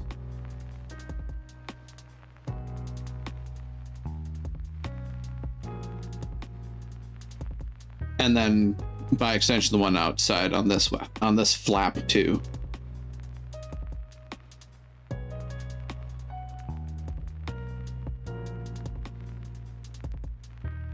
You want it to end on a disc at that tip.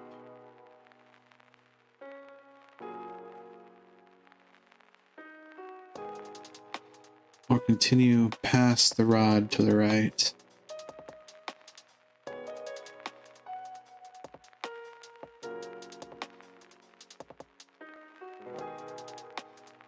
So I had an original kind of like sidelong design look at this, which be ready for eye bleed. Give me just a second. The basic idea was effectively the staff was going to hold the sphere and there was going to be kind of like a crescent that curves over it.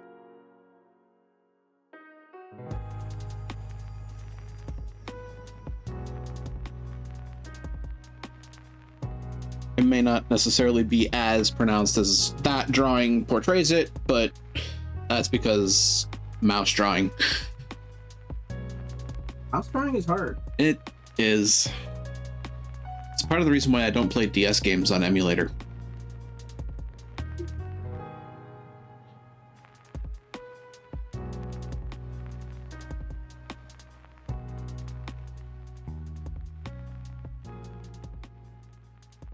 At the very least, presently, I can save what I've got.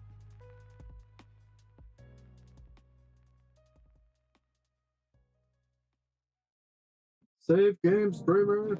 Yes. As always. Don't need the straw anymore. It's got a bunch of stuff in it. Downside's drinking boba. The straw gets clogged. I'm about to do something rather uncouth. I apologize. Blow it.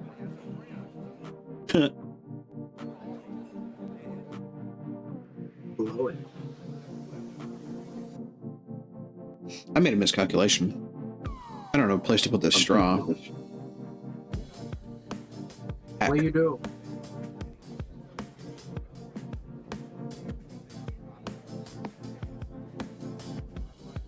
I shall have to dispose of the straw for a moment.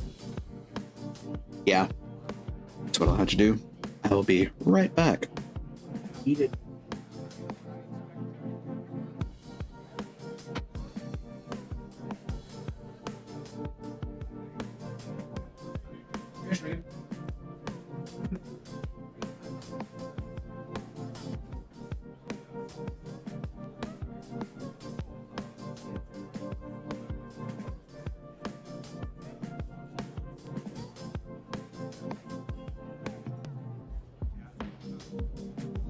Look at you, you redeemed hydrate, and now look what you've done. We have chair stream.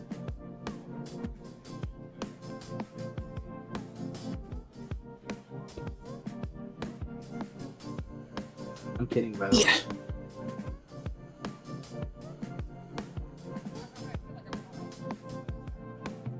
Back. Chair stream.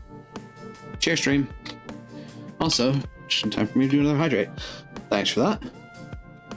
Oh, you did it before? Oh, I thought you did it before and then caused the boba tea to get clogged. Yeah. And I was like, look what you did. You caused a chair stream.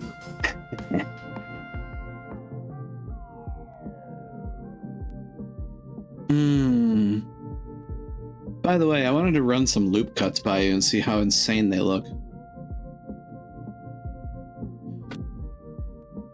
Don't loop cut me. Not you. But, you know, this one, for instance. So I was thinking about possibly doing that to add some detail to the curvature here, but like, I don't know. It doesn't finish the loop on the vertical. Yeah, there is that. Kind of curious as to why that's the case. It just kind of, something weird. yeah. In which case, you probably have to finish the loop cut manually if you can do that. I suppose the question is, how would I terminate that loop?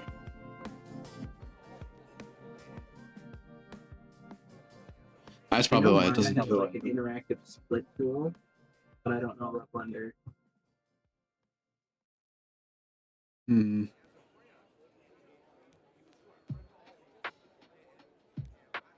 Has offset edge loop cut. I have no idea what that does. Oh, wait a minute.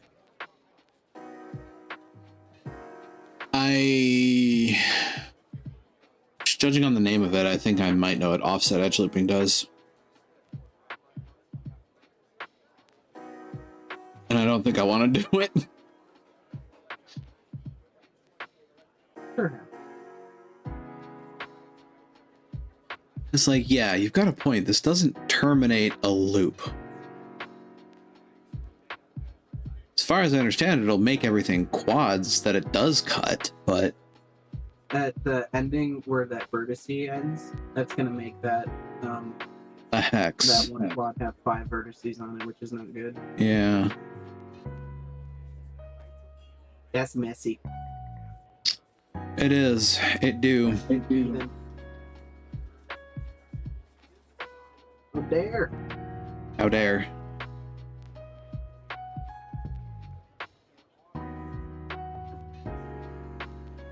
This is one of those things I probably would have had to try to add more before I started doing the extrusions. Not necessarily. I think how you extruded it is why it can't find the rest of the... So it also doesn't seem to want to let me loop cut the bottom of the flange here. Because you only extruded the half of it. Half of the whole thing. Yeah, I literally extruded half of the half of the octagon. Which is definitely a thing you can do. It's just now I've got Now there's consequences.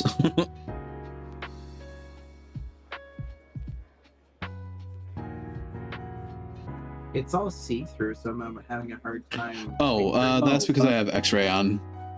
If I turn X-ray off, then it doesn't do the see-through thing. Because if we go down towards like underneath that original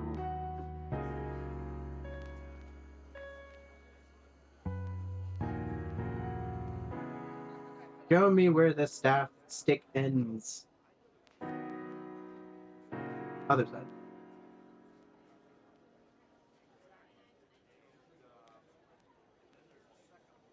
No, other side is in bottom? Toward the open. There you go. Okay, now if you go back up in.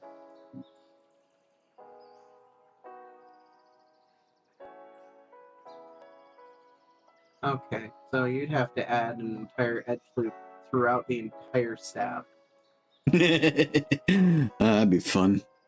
So you could do it, it's just I don't know the tool to help you finish that edge loop, other than what did that just do? If you go on the stick. Stick.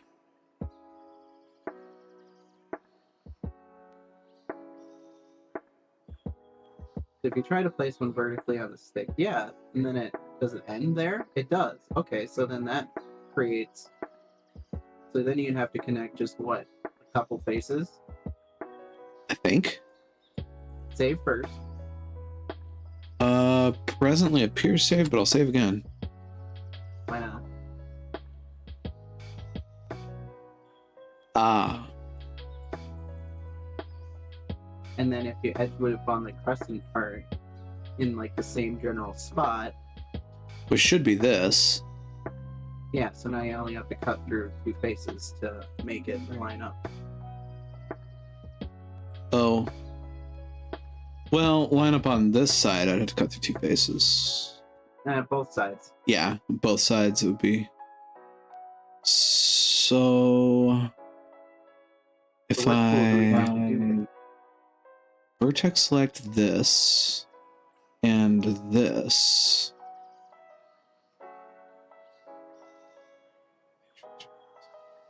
Hmm.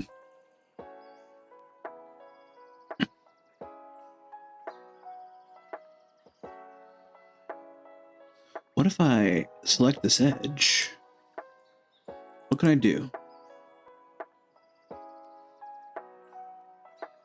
Subdivide? Then vertex select that to this. New edge from vertices. Select.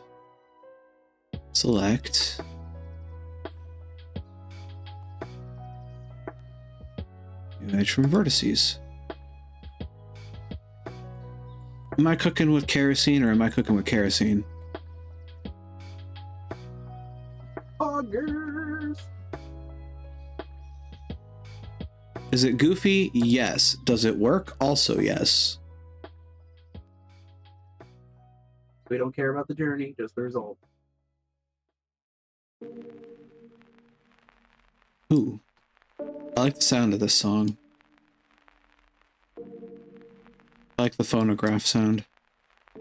Or phonograph? I mean, record player, ultimately. The static, the warmth. Huh. Nifty.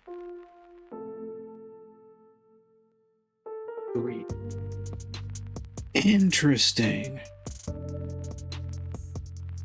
So like Loop Cut does a lot of the heavy lifting for me in this case, and then I just fix it in post, as they say. Indeed. Click. Yeah. Click. Yeah, like that. And if I wanted to be saucy, what I could do, edge. Oh.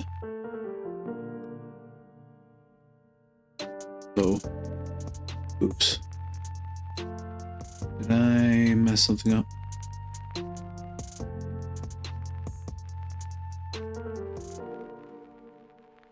So you're still there. Select mode, select. You with the face. And you with the face. Those are the 2 that I need to subdivide. Shoot. Back over to vertex select.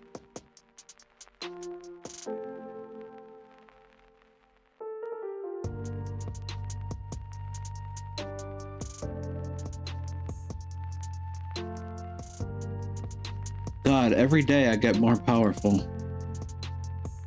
Uh-oh. Ta-da! And now I can do stuff like make this at least a little bit smoother. Yeah. Not sure that I want to do that again and again, because boy, that's a bit of a ball ache, but Why would it ache your balls?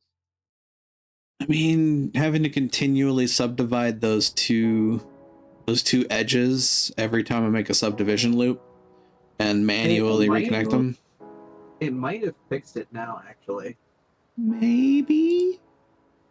You might have told it, hey, you can do a loop here now. Nope. No such luck.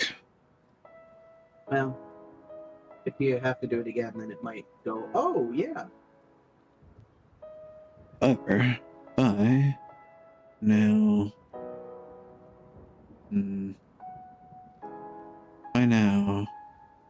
tell this to bump out. I can do that. Oh.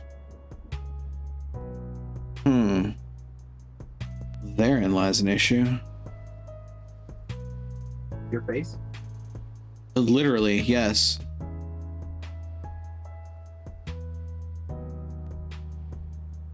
At least I think so.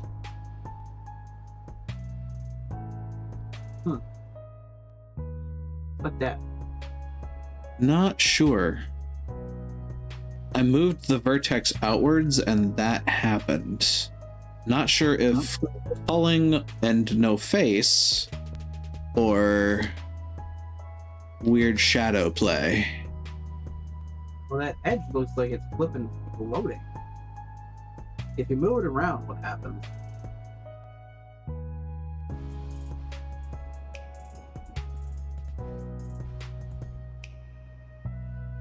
Oh, I think there's a face there.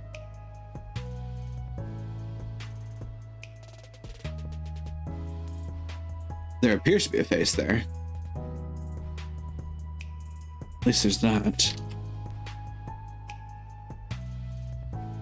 If I keep that there.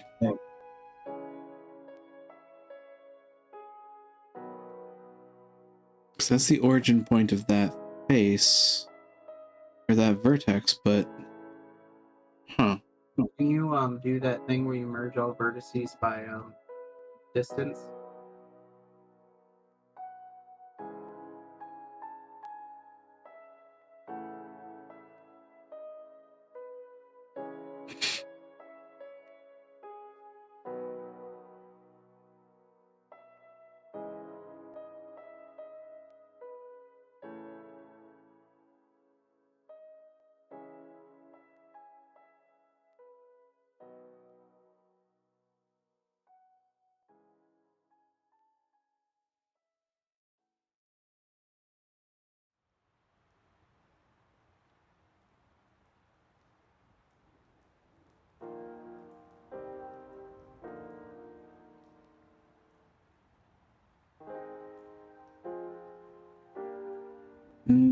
Something's still not right there.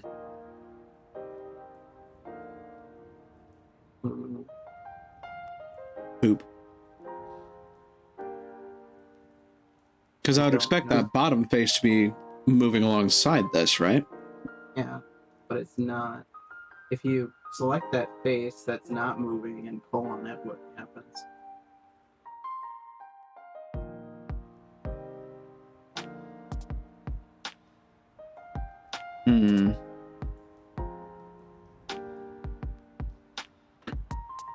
It's like the edge didn't adhere to the face. Yeah, it's like it's a floating edge. Yeah. So...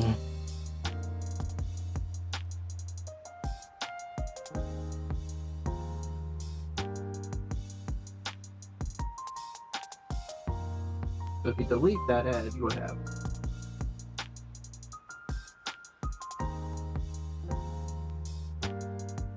Not sure.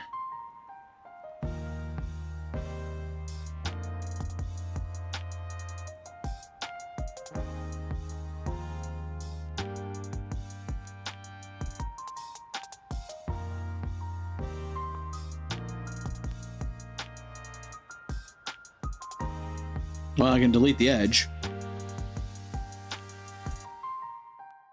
So I was correct in assuming it was just floating. Yeah. What do I...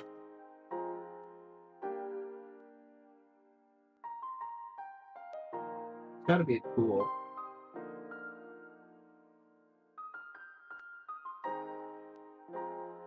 I didn't do anything visible.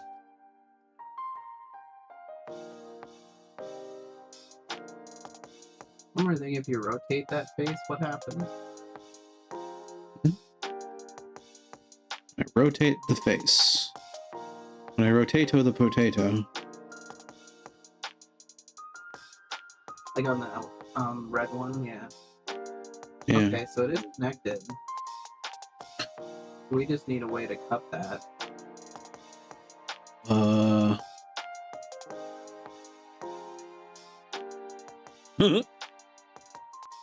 I have a knife. Literally.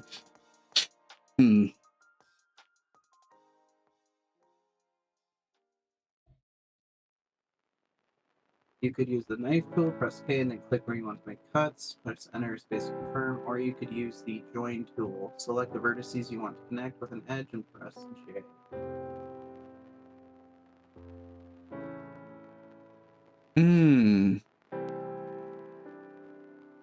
Okay. I need to do some fiddling.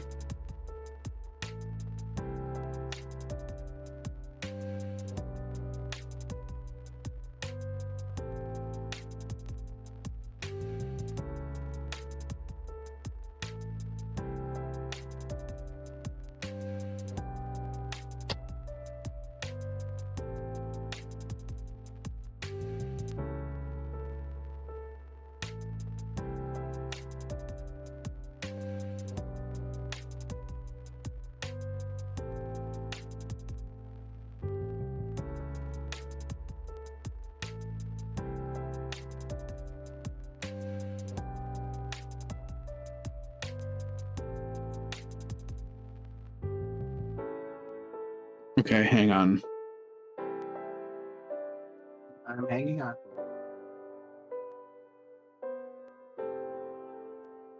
gonna revert what we did.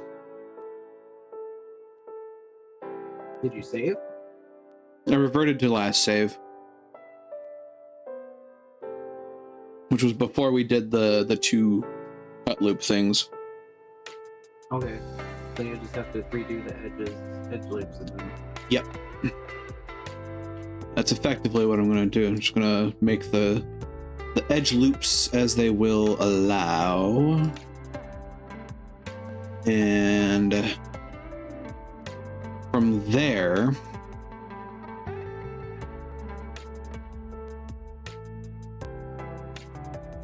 there was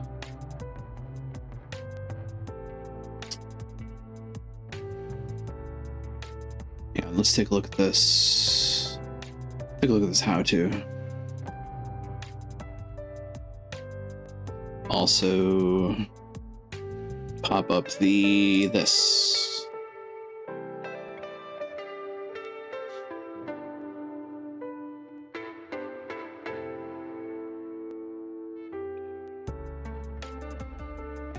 Okay, look where you want to make cuts. Or you can use the join tool. Select the vertices you want to connect with an edge and press J.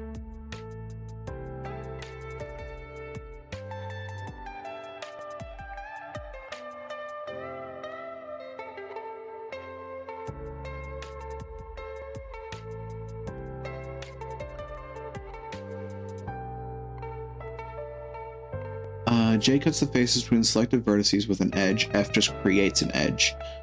In the above example, J results in two faces, where there used to be one. F would not cut the face, resulting in the same number of faces. That's where I messed up. So, let's see if I can do something a little nutty. No. Nut. No. If I select these two and I hit J. Now, did that do what I needed it to do? That's the question. Indeed. So we select this vertex, we move it. That appears to be doing what I'd expect it to do. Yeah? Fucking fucker!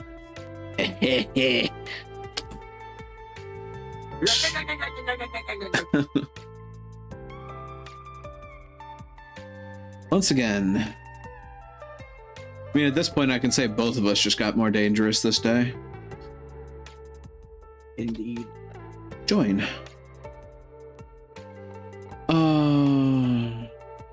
I'm dangerous already. I'm just held back by a conscience.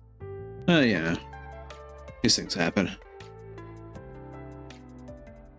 Fleeting mortal coils. Indeed. Cool. Now I should have the wherewithal to make this a little smoother.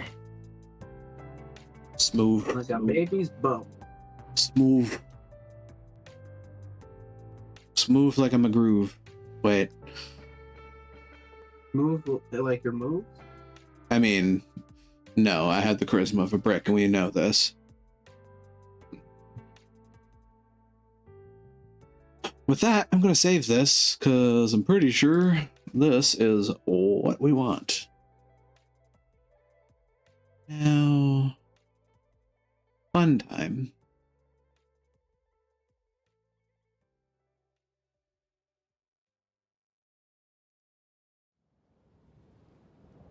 I move that. Nah. But you see, I also kind of want that outer edge not to be that blocky. Means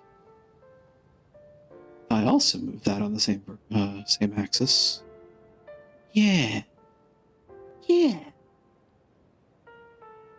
Common clay. My little Padawan. The common clay of the modern West. You know, morons.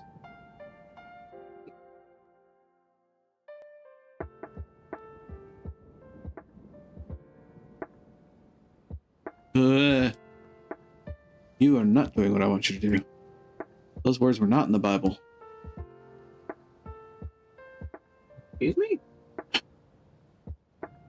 Don't mind me.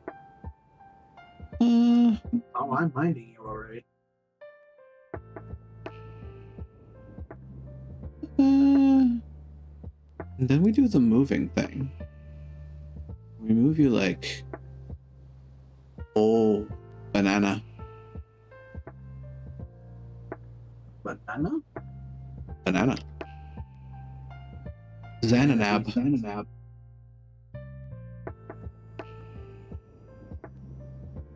Doot, doot, magic, loot. Hold it right there, bitch.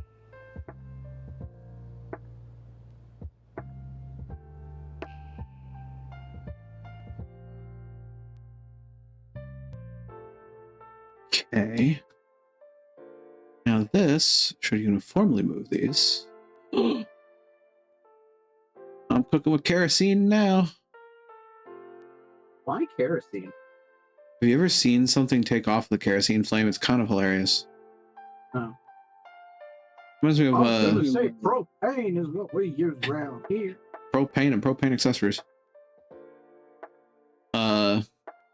It does remind me of the day that I watched The Color Purple in one of my college classes. And there's a scene in that movie where the main character's husband he goes to light the wood stove and he can't get the wood to light, so he gets a carton of kerosene and he just douses the oven, and the camera pans to him like with this can of kerosene away from the main character, and then it pans back to the main character's chair where she was sitting and it's empty. And then you just see off camera this bright light and a whoosh. Oh god. Because that's what would happen if you cook with kerosene. Boom, motherfucker. Yeah, kerosene's a little energetic for a flame. Oh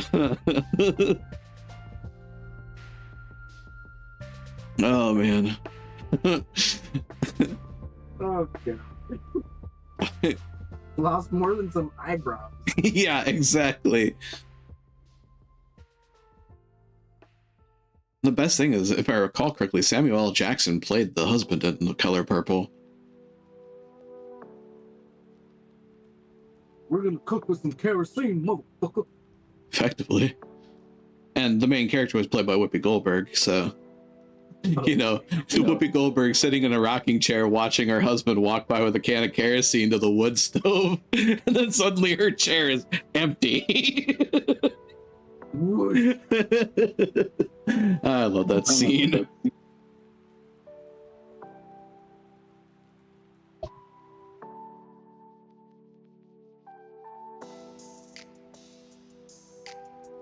Snakes on a plane? How about kerosene then?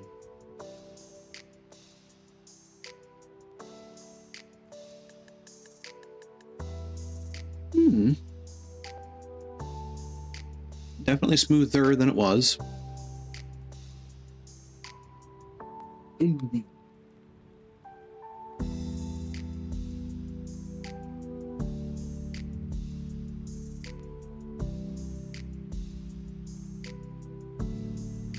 loops are like one of my favorite things because you can also use them to make edges appear smoother instead of like I'm going to paper cut you by looking at it. Yeah. Like I do know that by and large my designs so far have been chunky. But They are very sharp. indeed. Though, I mean, to a degree, in the case of Mage's Staff, it's not necessarily a bad design choice. No, it's just a. And in the case of a sword, it's kind of, you know, the object of the object. Sharp. Sharp is kind of part of the definition and all.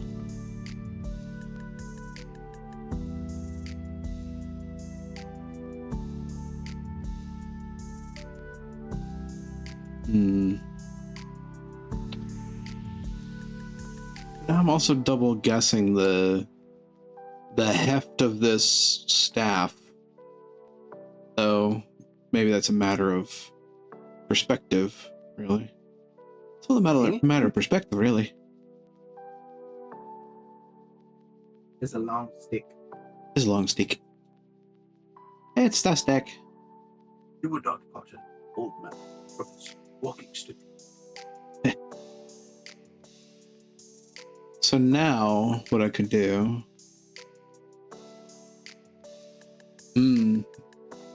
Suppose a good question now is... I could rename this for starters. Staff. And... Orb.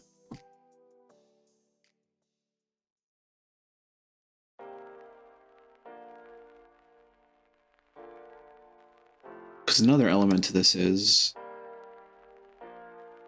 how do I connect these two? I'm sure there's more than one way to do it. There is. You could. I think they're already kind of grouped. They're in the same collection, yes. But as far as I can understand, they're two different objects, considering I had to click in specific spots to edit each one. Could you make the orb a child of the staff? I'm not sure how.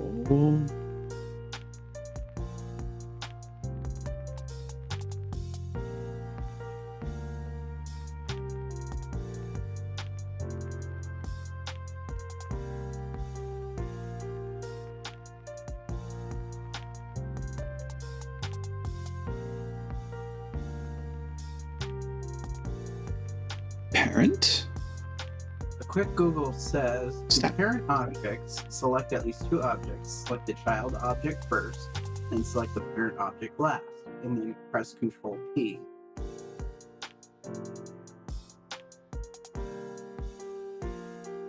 Alternatively, I think I might have found a way to do it. Okay. I clicked on the orb, and under Relations Parent, I selected Staff. There you go. I'm gonna hope that did the same thing. Probably. In the world of computers, you never know. I mean, it looks like it moved your orb. Mm-hmm. So if you select staff from the list, does it select both of them? Or kind of both of them?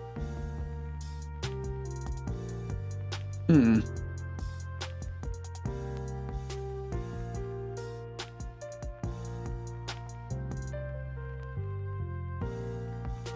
I'm not sure.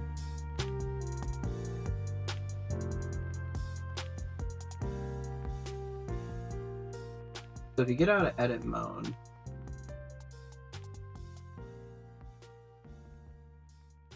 yeah, we want to test it by moving the whole thing, right? Mm-hmm. Hey, look at that. There you go.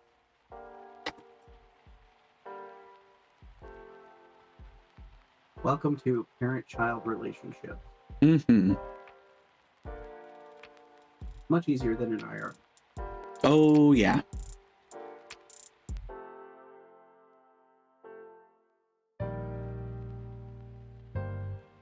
Wait a minute.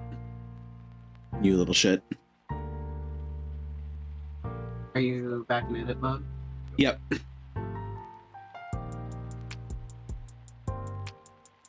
I wanna... That's not what I want. I want to break free. That's what I want.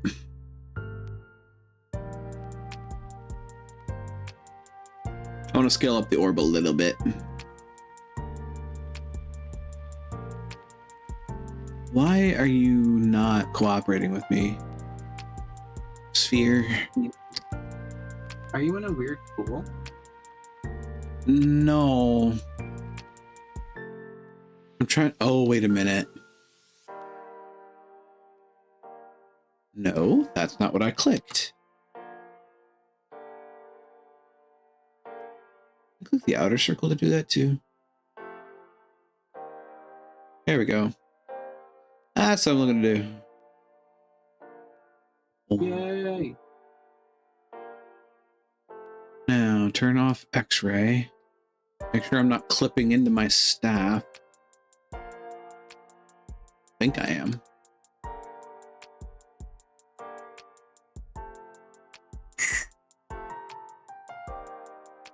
Doesn't look like I am. No, I don't think so.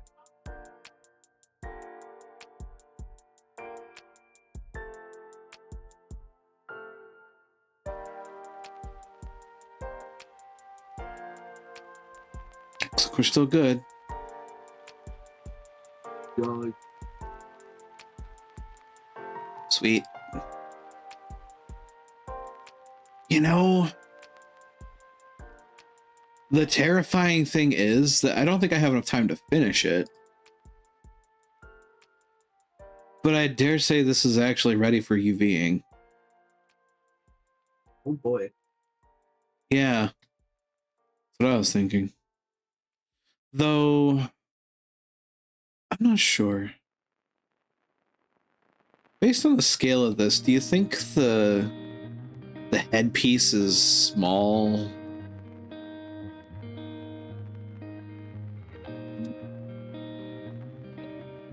I don't know.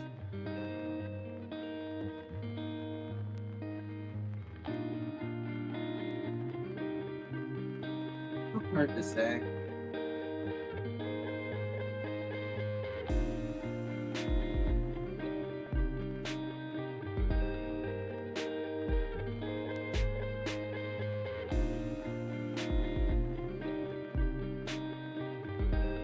Hmm.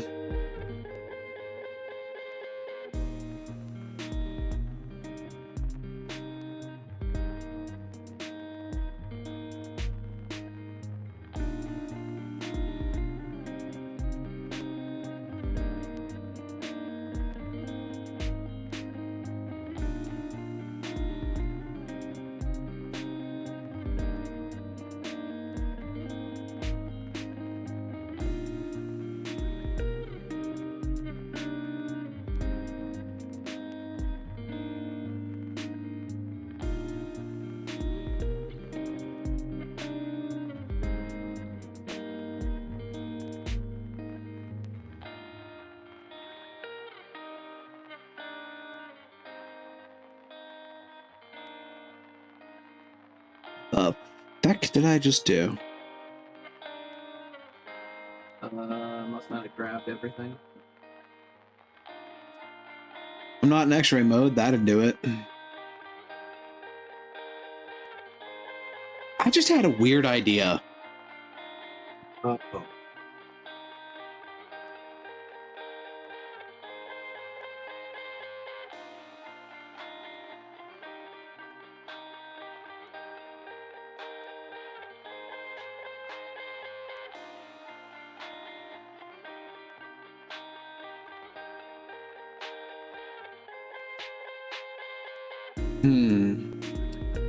How would I go about turning this weird idea into a weird reality?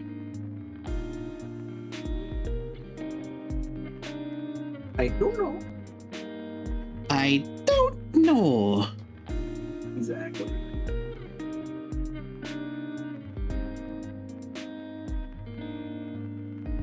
Very careful. Oh, God, it just struck me that there's going to be a whole host of people that don't get that reference these days. What? I don't know. I mean, I don't. I just am quoting it as my parents say. Oh, I see. It's Invader Zim. Yeah, I'm a sheltered child. I'm honestly surprised Invader Zim got away with some of the stuff it did. Then again, Yeah. it was the halcyon days in Nickelodeon when, like,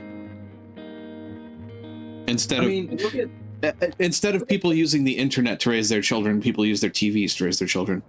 You know, they really just shifted the technology that's doing the raising. Exactly.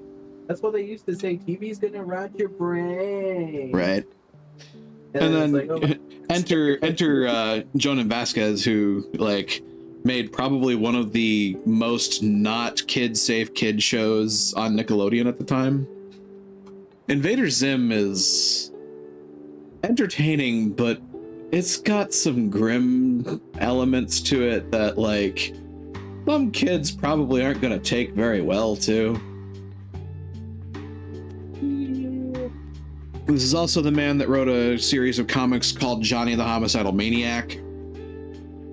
Oh, Lord. Like, don't get me wrong, I fucking love Invader Zim and Johnny the Homicidal Maniac.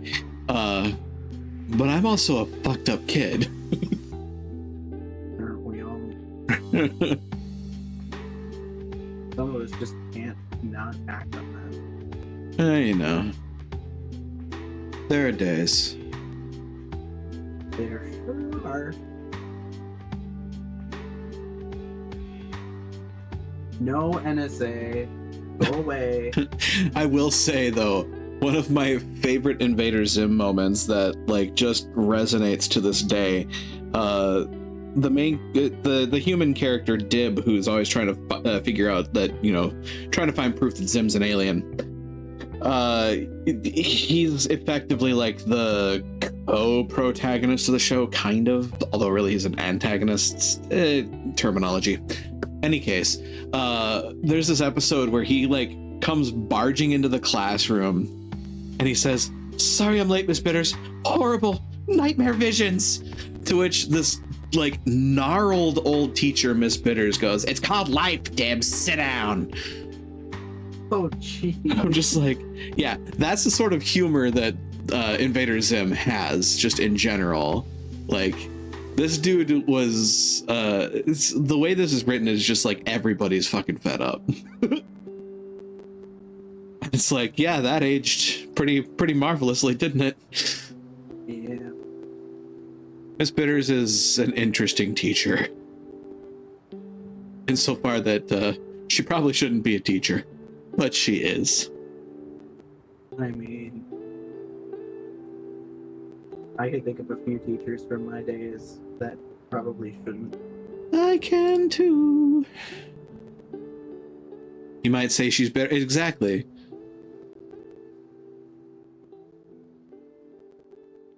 It's almost like it's her namesake or something.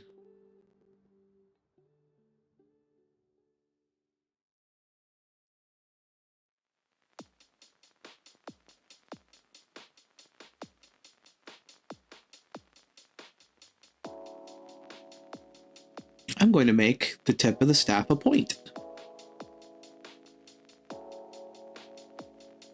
That seems like a good idea. Probably implemented in an interesting way, at least, but... Ta-da! Then... I might actually try to...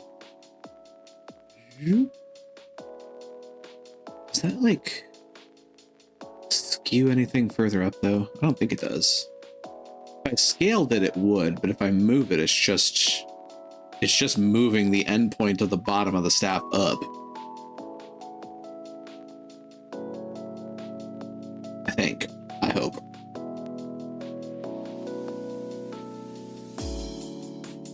Trying to make this seem a bit more in scale, you know? Because I think with that, the top of the staff is going to be a bit less comically small comparatively.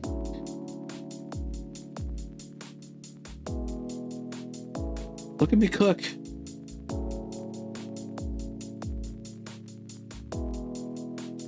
Let them cook, boys.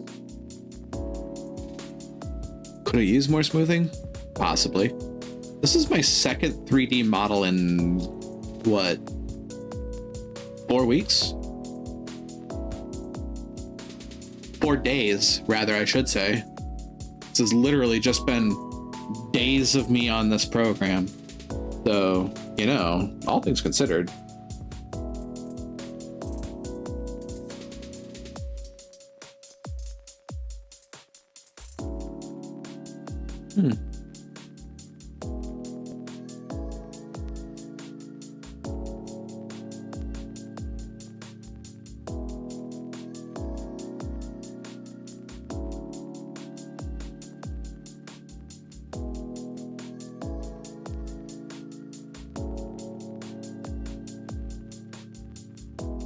I'm curious.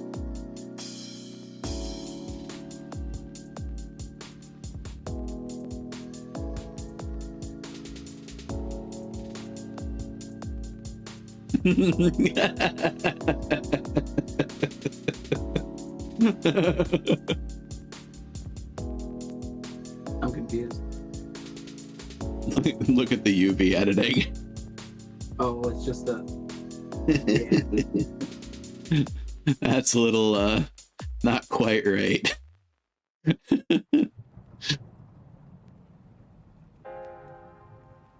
Actually, come to think of it, how is this going to account for both?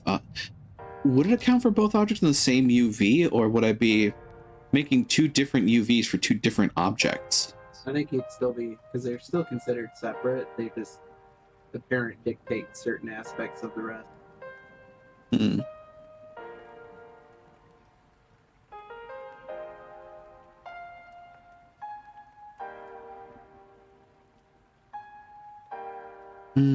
Do I remember how we did this? That's a thing.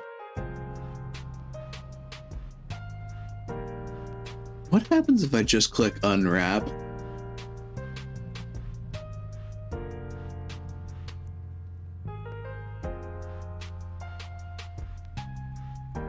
Oh, right. Typically we did like cube projection, cylinder projection.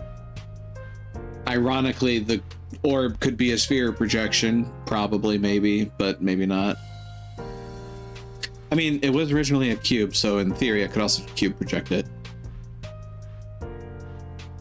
Oh yeah, it's all coming together.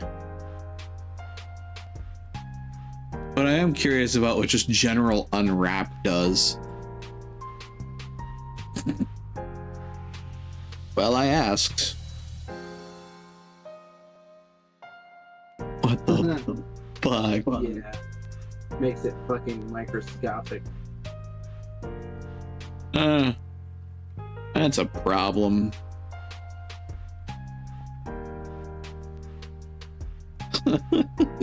God. Okay, fine.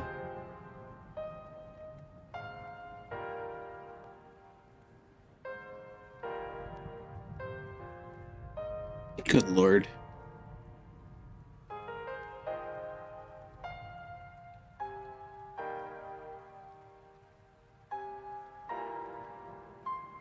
All right, I need to turn on see-through mode for this. It's because, like,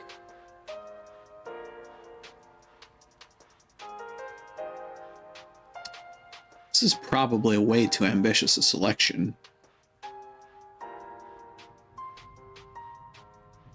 It is, because I don't want the... Wait. It's vertex selection. If I did edge selection, that's what I would want. This is probably still very ambitious. But if I do this and I cube project it, well, I mean,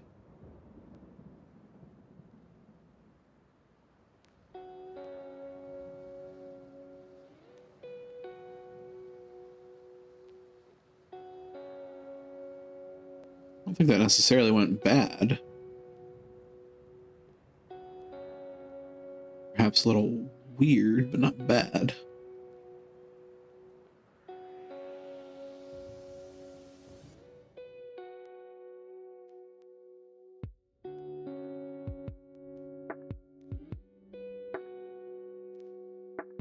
And then,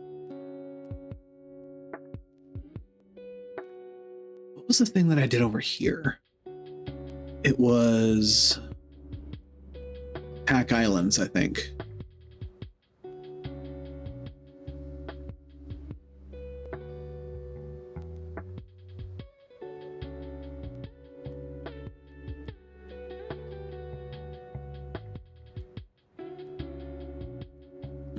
Duh.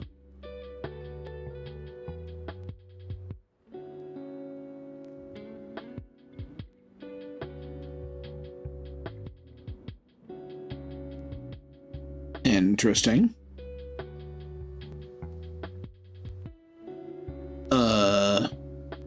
Don't think that quite worked to expectations. I think there's still stuff that's overlapping here.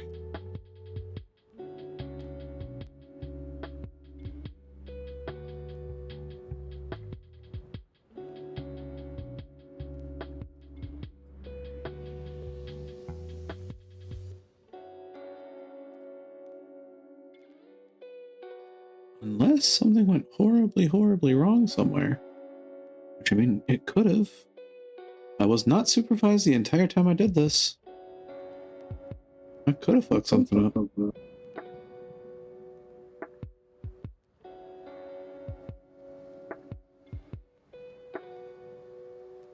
never know. Up until you find out.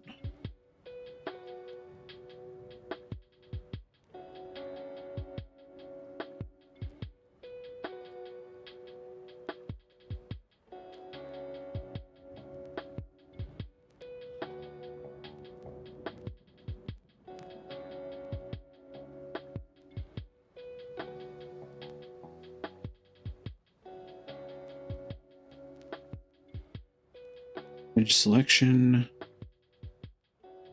Ooh, considering the point at the bottom, would I still want to cylindrically project that? I don't know. I can try it and find out. Yuck. Huh. The fuck did you just do? I don't know. Ooh. Cylinder projection, why?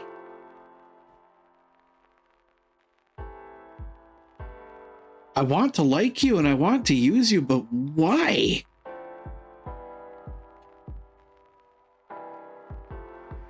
Ugh.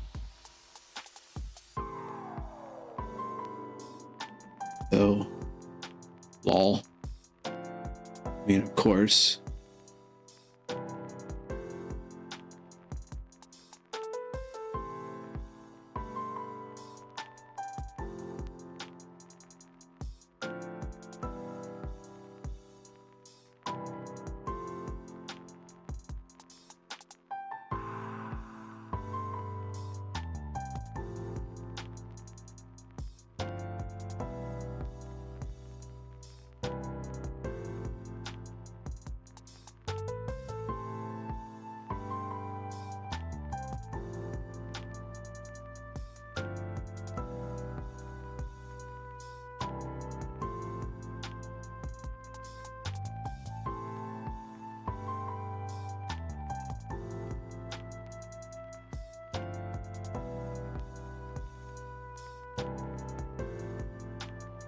Okay.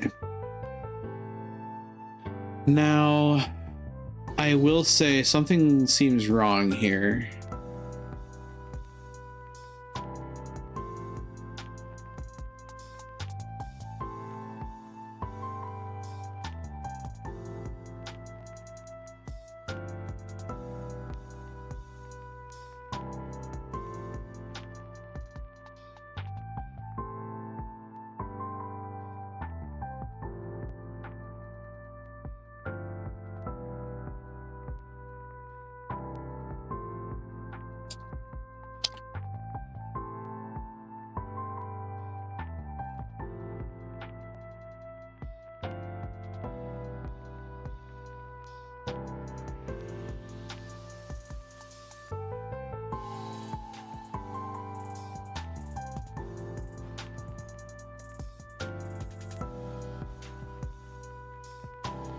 Something seems wrong with this UV unwrap.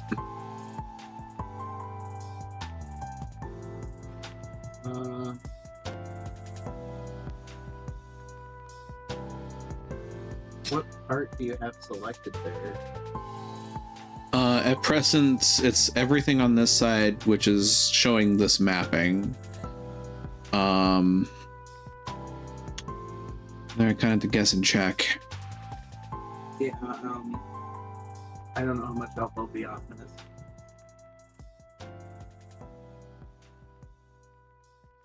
I think...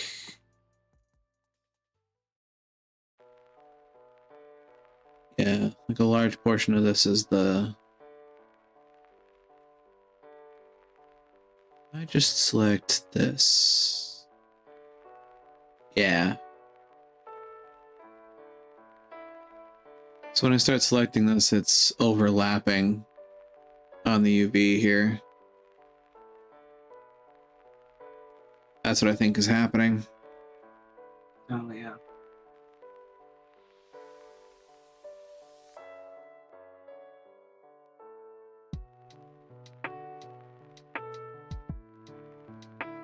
Which...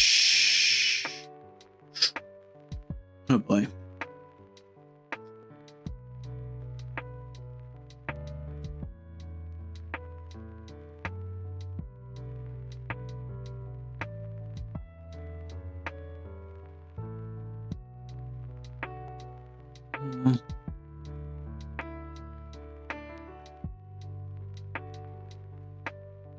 There might be a way to fix that, maybe. I was probably right the first time when I said this is probably too ambitious to UV this way, and I might have to chunk the projection out more.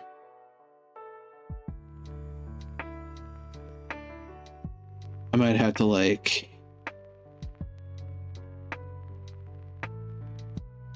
do this piece by piece, kind of section by section.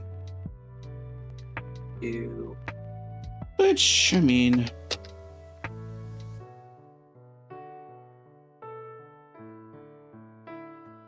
I think Blender has a pretty good cut seams tool for UVing. It'd be my first time cutting seams, but there's a first time for everything. I guess the thing that I'm concerned about is whether or not I might have messed something up during extruding. Maybe.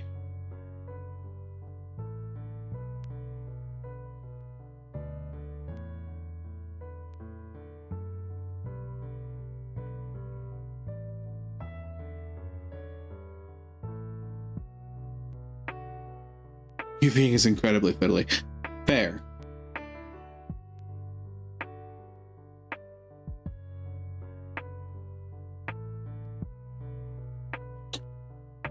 If I... Because, I mean, honestly, the first thing I did was, like, I selected the entire head of the staff and Cubic projected it. And I'm wondering if that's just not too ambitious for this system to be like, yeah, I can do that competently. I might have been giving it too much to Cubic project at the same time. Like, some of it did quite well. But then there's these bits where I can definitely see overlap.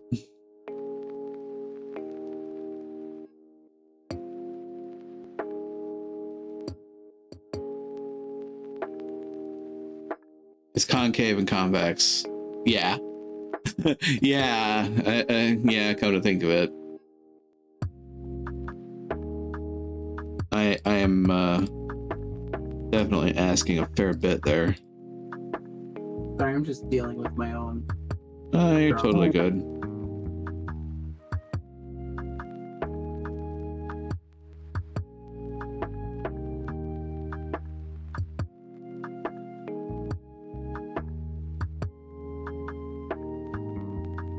Whee! Well, that's nifty. Yeah, UVing is probably a next time situation.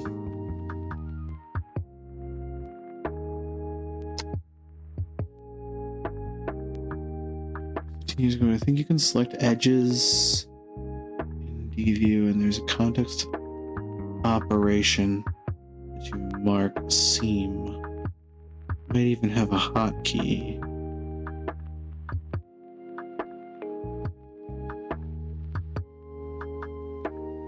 In 3D view.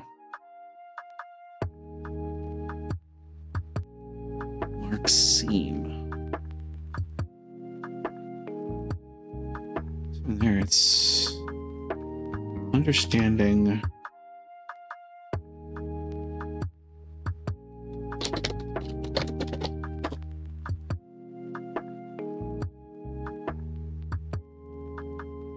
Actually,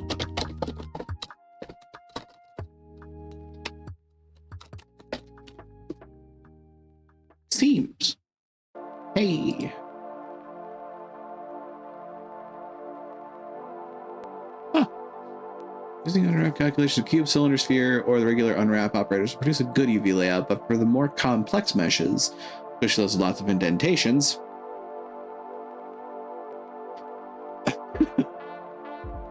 you may want to define a seam to limit and guide the unwrap operator. Just like in sewing, a seam is where the ends of the image or cloth are sewn together. In unwrapping, the UV map is discontinuous at its seam. Think of this method as peeling an orange or skinning an animal. I still find it a little grim that they say, or skinning an animal. Like, they could have stopped at peeling an orange. But it's accurate. Just the inside and then just the outside. That's a thought.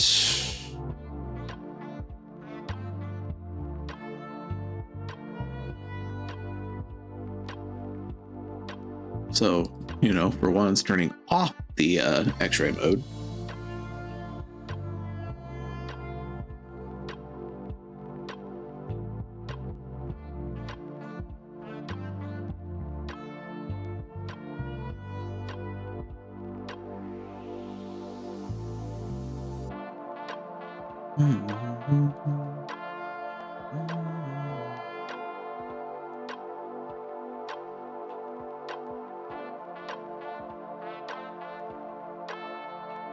It's hard to avoid the comparison when often it is a creature that's getting on. Okay, you know, now that you point that out, that's a good point. That is a good point.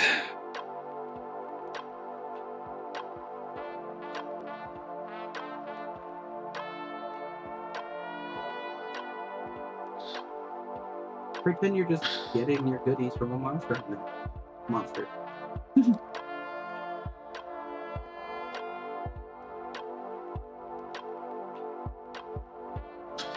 I will say that when I was doing the extruding of this, I was keeping an eye out for like doubled up lines, and I didn't see any, at least. I mean, I was away for part of it, so I couldn't tell you. I think I did a decent job. We'll just say we're praying on that being the case. I don't pray. I don't pray, I pray. Do ho ho ho.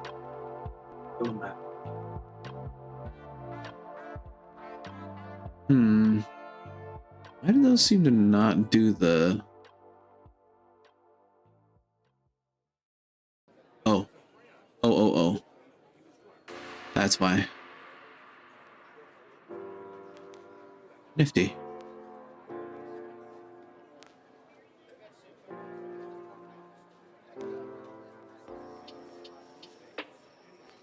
You might have...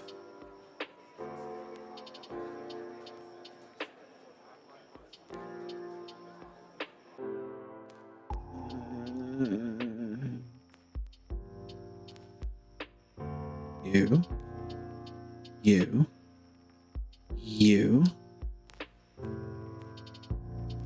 you, and you. That should be the entire outside. Probably, mostly. Oh, wait, no, we still got more to select.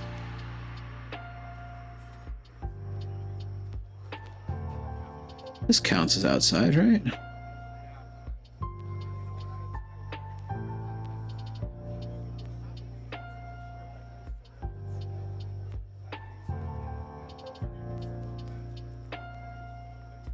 Pretty sure this counts as outside. Considering.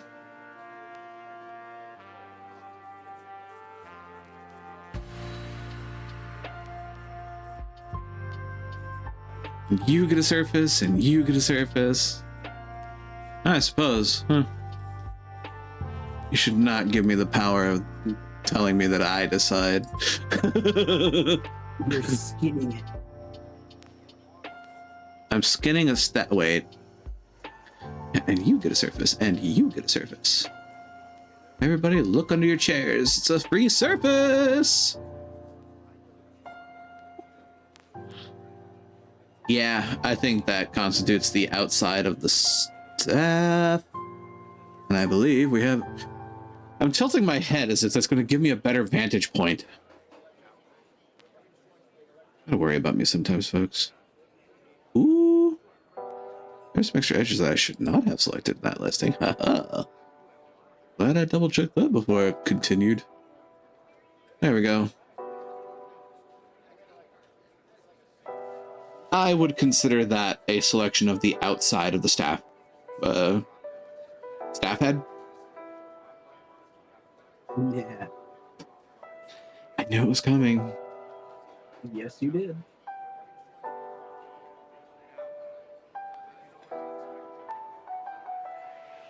So then altogether, that's what this represents.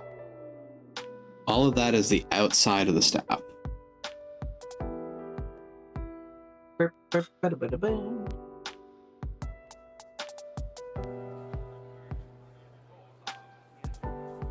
Which then I suppose, yeah. See, with this selection, I don't see a lot of overlap. There's a little bit, though. From what I can see, I think this bit. This is something that's overlapped, I feel.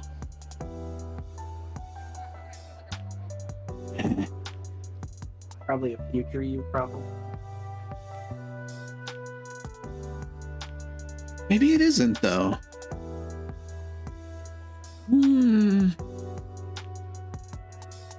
Actually.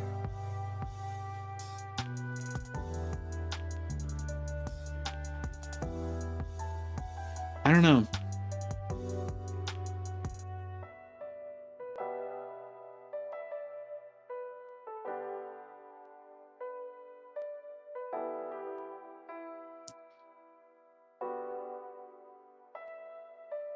So, like, from this...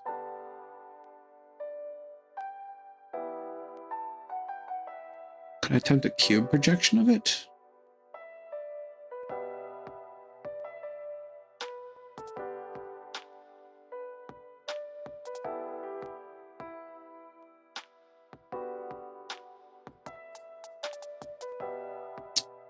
UV, pack islands, scale, rotate, any, tum-ti-tum.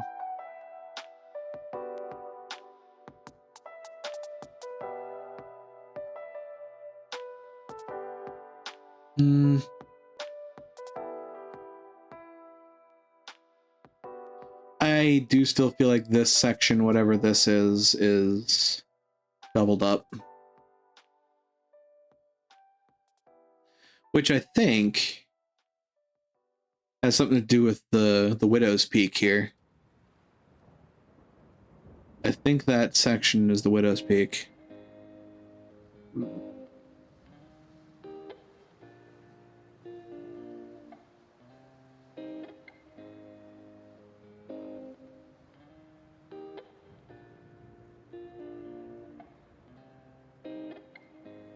I can make the orb disappear.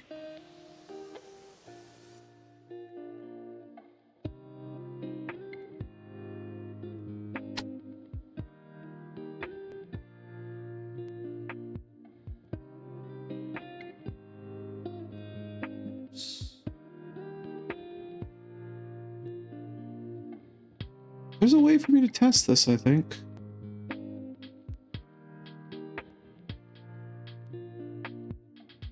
Yeah. Yep. These, the Widow's Peak is overlapping.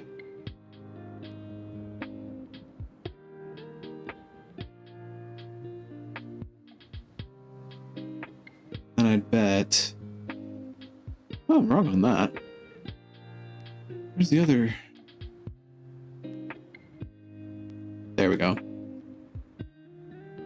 So it's this strip that's doubled up on the UV.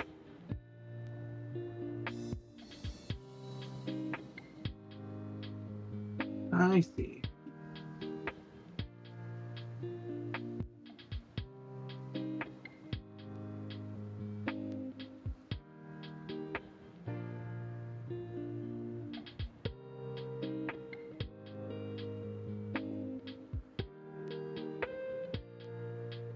So what would be...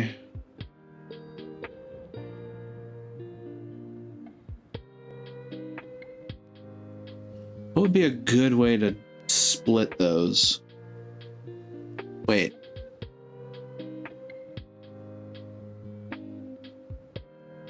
Do something stupid.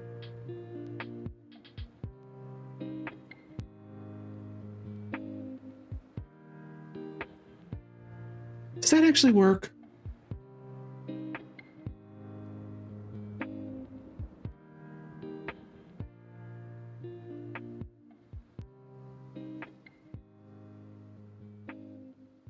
I mean, stupidly, that does work, doesn't it? Doesn't have to make sense. It just has to work. Yeah, I can just select half of the overlap and move it. Oh, think smart, think smart, not hard. Just do it the smart way, forehead.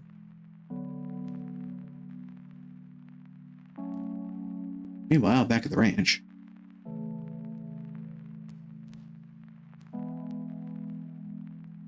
Deselect faces.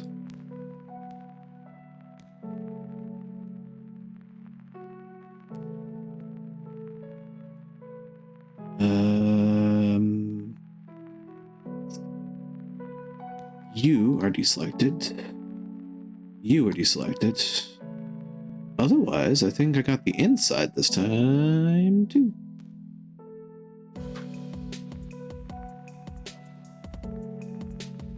So then... I... take that selection, and I cube project it. Now... get to have fun.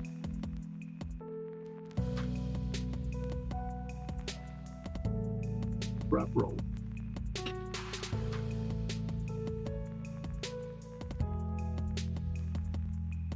Bam, look at that bacon sizzle.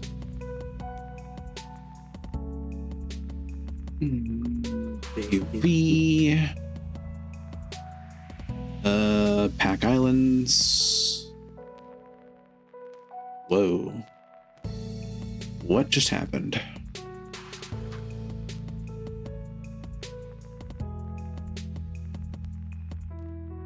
Oh, duh.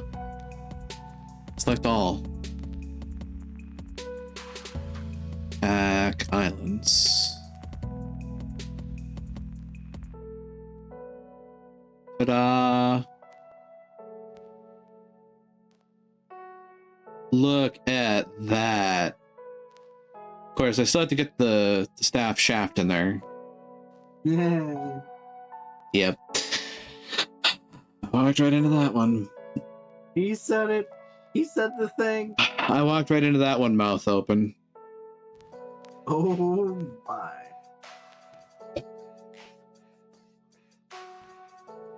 Fuck.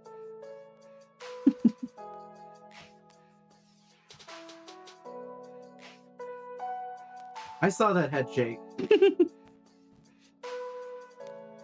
You nomming on your bulbas. Mm-hmm.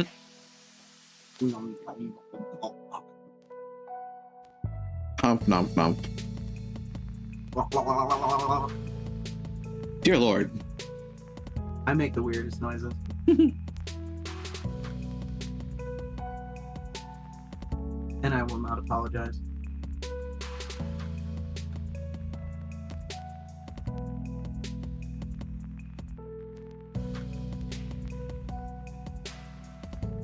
Now, that looks good. Ish. No, it doesn't. It looks good-ish. If you assigned a checker texture to it, what would it look like? It would look like shit! I mean, yes. So let's see what happens this time when I decide to use cylinder projection. Again, it does this. Like, what the fuck is this? Look at this. What are those? Put them grippers away. They're so long! Ew. Hello? Like, what is this? It's a V! It is a V. The flying V, no less. Don't at me, my ADHD medication's starting to fall off. Like, I don't get what cylindrical projection is doing to reach that result. Cursed thought. Set the camera to a side view before applying. Side view. You mean Like, top down? This? Or that?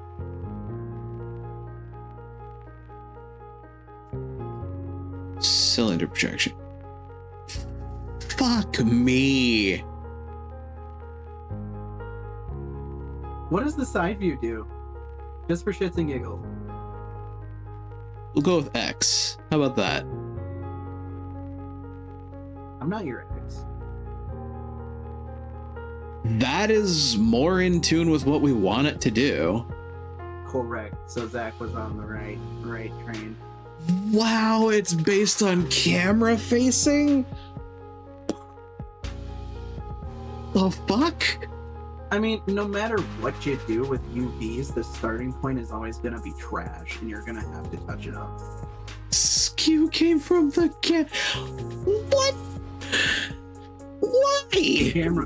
Camera, skew these. Grab pants. Skew this, pants grab.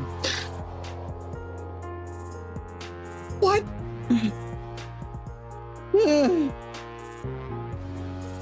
Again, no matter what you do with UVs, my personal experience is, no matter how you start, it's always going to look like shit and need touch-ups. Well, now we learned that. It's like glorified paper craft. I mean, yeah, that's almost precisely what it is in the end.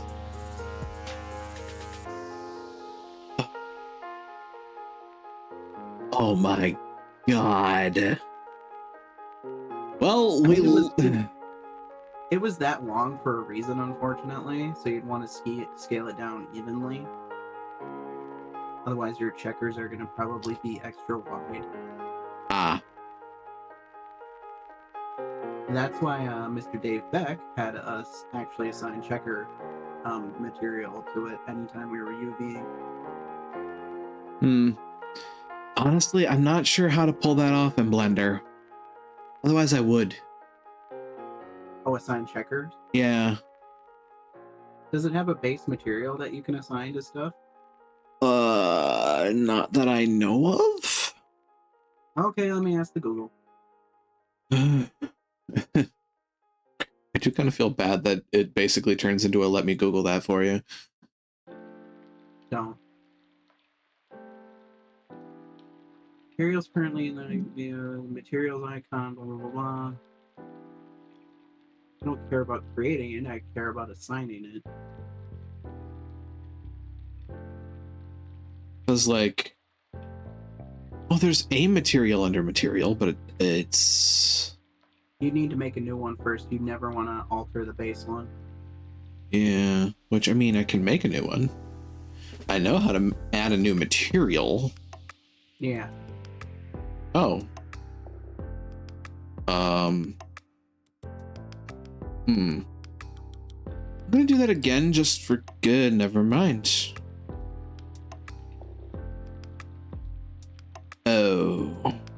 Oop. Because then under material, it would have There we under go. like a texture, you could select a, it came with like a checker pattern. Okay, so surface. No. No? Don't think this is what I am looking for. So perhaps this. Checker texture. Yeah, so there is a checker texture.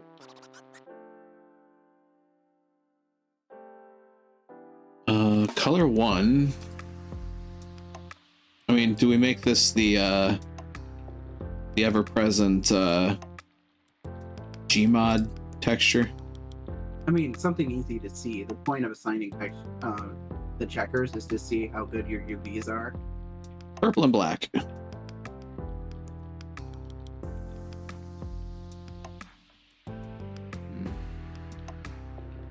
Are you in X-ray mode then, or? Presently, yes. And then, are you in a way that you can see the textures via the viewport? There we go. Oh boy.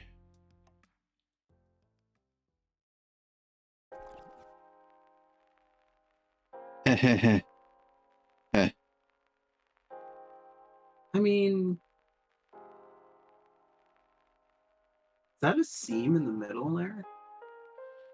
Is that an invisible wall I see? Otherwise, it came out pretty well by itself. It just seemed kind of Freaky Friday, like one segment. Yeah, just yeeted that. Oh.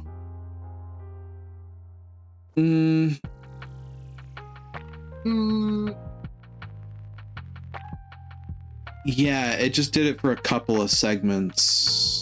So then you're gonna have to move and sew those.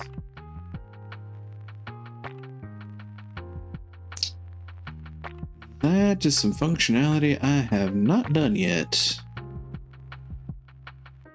I would imagine there's a way that you can like select an edge and be like, oh yeah, sew this one up in the UV editor.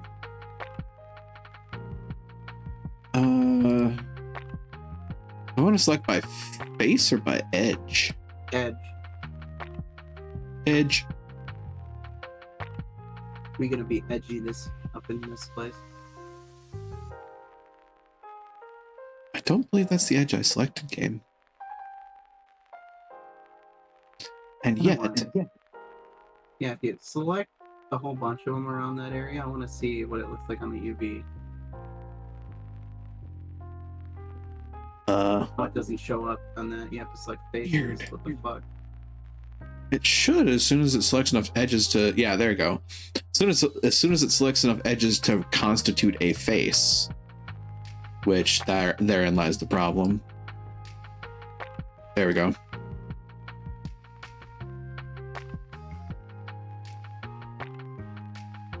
And then if we can get the texture to show up on the UV editor itself, there should be a way to do that. There might be. Maybe. In the relatively same spot as in the other one.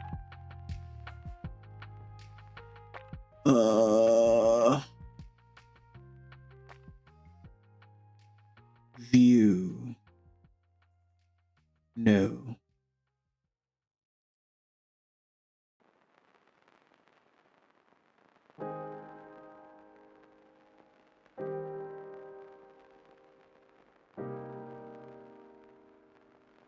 Overlays. No.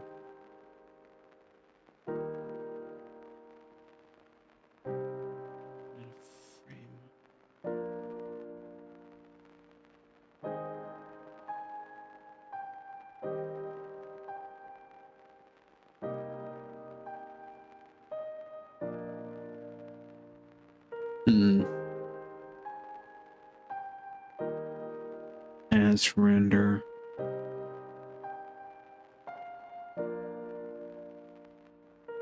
And that'd be a new image. This would be open image. Editing. Snapping. I'm snapping, mate.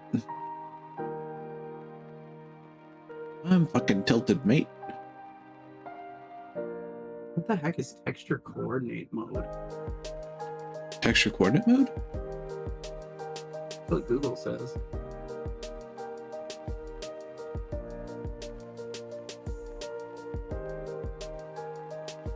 Texture coordinate mode.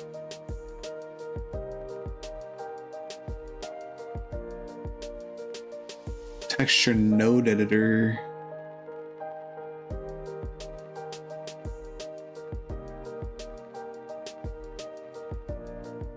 Geometry node shader. On linear. Where'd it go? Where'd you come from, Cut 9 Joe? Dope sheet. That's a dope sheet. Anyway, my guess is that some of these in here are just kind of overlapping on themselves. Yeah, come to think of it, how is that? That's not even an edge. Is it? That's drawing on a face. So if you grab the entire thing in the UV editor and move it around, you should be able to see the textures move on the actual object. So like you've got it selected in the UV editor right now. Yeah. Yeah. You just move it. Hmm. It should move. Does not appear to be moving. What the heck? How about rotating? Rotato the potato.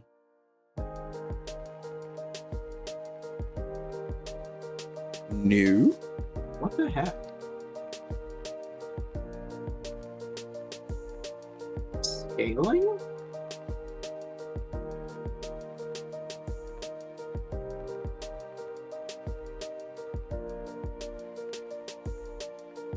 Okay, I'm scared. It must be projecting it on there somehow. Possibly. Also, yeah, it did just occur to me though that like the black and purple there, that's not edged. That's in the middle of a face. That is so bizarre.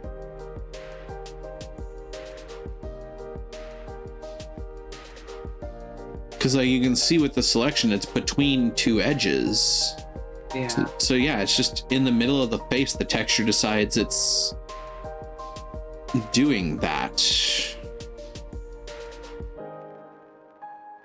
And without being able to see the texture on the UV map itself, it's hard to say what's going on. Yeah, I was trying to see if I can't find a way to. Hang on.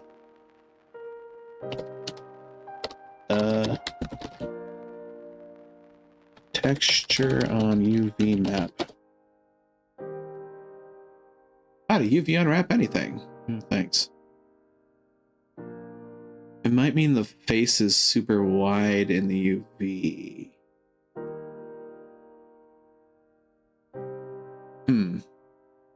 If you reproject it, what happens? Well, first I need to do that in a way that the camera is not going to skew shit. Right. And I also need to select everything to re-kerjigger. It is face select.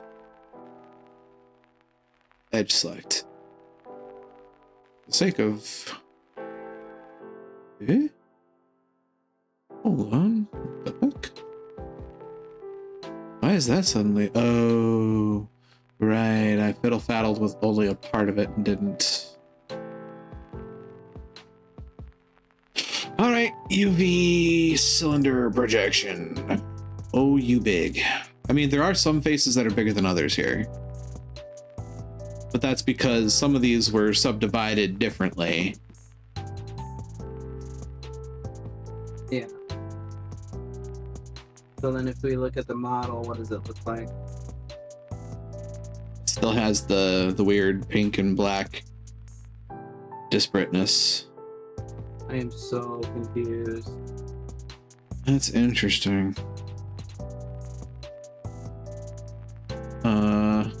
Turn this off for a second so I can actually see what I'm clicking.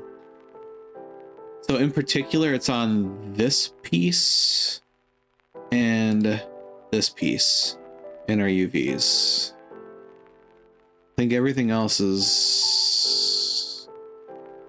Oh, wait a minute. No, that does it too. Just not... I mean... Actually, I should say... Is that a problematic way of the texture showing up in this case? I don't think it is.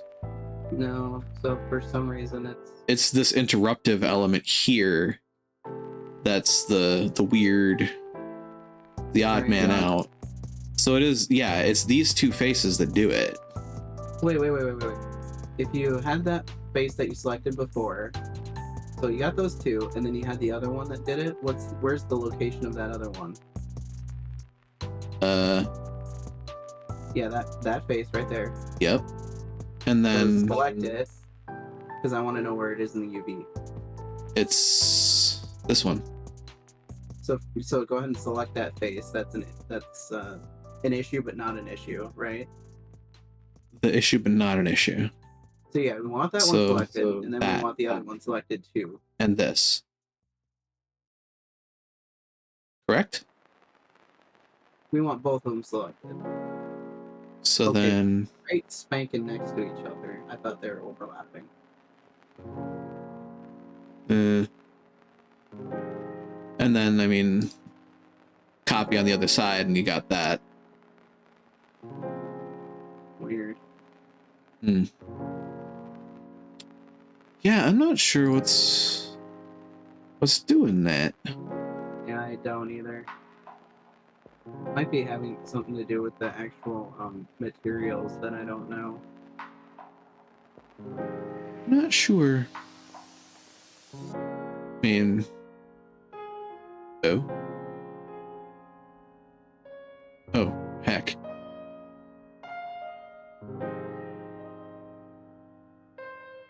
Oh, roughness doesn't do anything.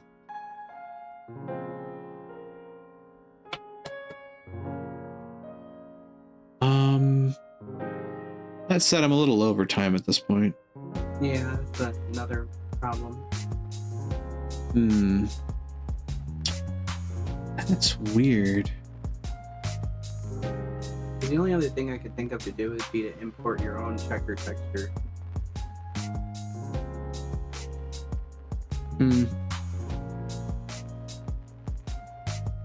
But like the material shouldn't have an issue in theory. Well, it's the material's probably fine. It's the texture. It might be the way that the texture is projected on it somehow. I don't know.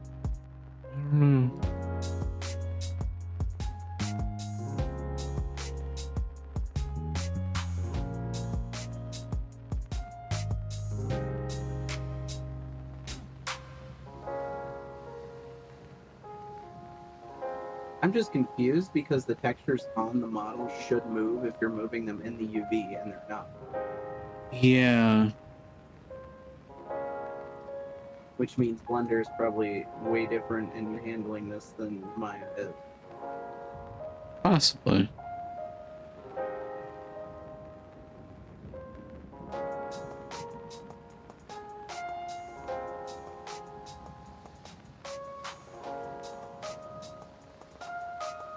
Weird. I mean, I suppose that means ultimately the staff is gonna get a little weird when you Well, do the thing. That's what we're trying to diagnose. Is it what's causing the problem? Right. Is it a problem that's gonna be a problem, or is it just gonna not? They're just gonna not do the thing. Meanwhile, dare I try this? I mean, that's why the checker texture is usually very helpful, because it can help you diagnose problems. But in this case, I don't know if it's reliable. Ooh. What do you think about the checker texture on the head of the staff? Oh, I can see it's definitely distorted in part of it. Yeah. But again, the checker Inside and texture is not outside. an infallible texture to use to diagnose, because it's giving us issues. Yeah. But yeah, see how that stretches on the backside there? Yeah, and it also stretches on the inside. That's why we use the checkers. Because it's super easy to see. It's a nifty little trick. And the reason we want smoothed out UVs is because it makes it easier to paint textures for UV people. Yeah.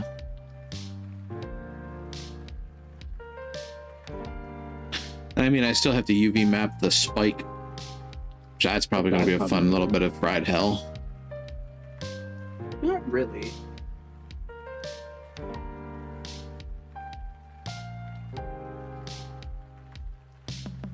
That's ironic.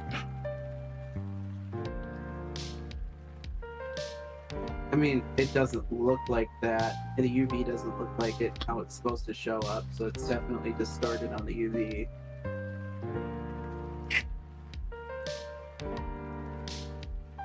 Is this a cubic projection?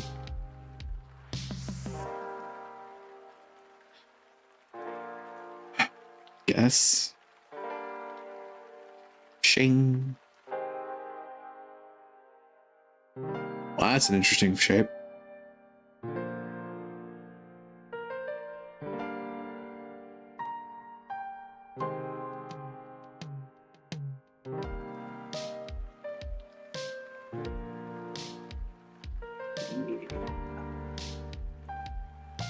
I mean, in Maya, I never use those. I just always used like automatic mapping and manually sewed everything up myself. But I'm weird. Well, that and like, that is a thing that I have not practiced in doing yet. But that seems like a thing for another day. Yeah, that's a whole new can of worms, and you're already 30 minutes over. Yeah.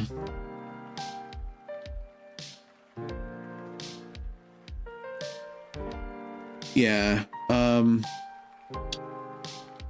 gonna save here. Ugh. I hope I don't regret that, but we'll find out. You shouldn't. In the interim, You can just delete the material. True. And you can always just start from scratch with UVing. Yeah, that's true too. All right. Well, with that, I'm coming back here. Thank you, everybody, for joining me on the adventure for the evening. Definitely been an adventure. I mean, honestly, the fact that, again, I've literally used this program for 4 days and I've already made 2 models. Whether or not they're, you know, great, wonderful, stupendous, like, modern marvels of humankind, that's no consequence. I've made 2 3D models in 4 days of using Blender, which to me is just a general achievement. So I'm going to take that for what it is. The fact that I was teachable and I actually retained what I was taught. That's enough for me. In any case, again, thanks for joining, and I hope you enjoyed your time. Otherwise, I am on Twitter. I send my VODs up to YouTube for safekeeping. I have a Discord server, and I'm on a host of social media accounts. Links to those are in the bio under the stream, as well as my wonderfully done socials command, which nets you everything everywhere all at once. And finally, to those who chat, I appreciate you. To those who lurk, I appreciate you. To those who watch the VODs, I appreciate you and certainly hope I can see you here live someday should the opportunity arise. And to the folks that continue to teach me how to 3D model in Blender, having, you know, no skin in the game themselves, I very much appreciate you guys bearing with me and teaching me useful tips and tricks to, well, model things in 3D. I do very much appreciate you guys spending your time here, guiding me to water and, you know, dunking my head under until I drink. But with that, let's find somebody to raid for the evening, shall we?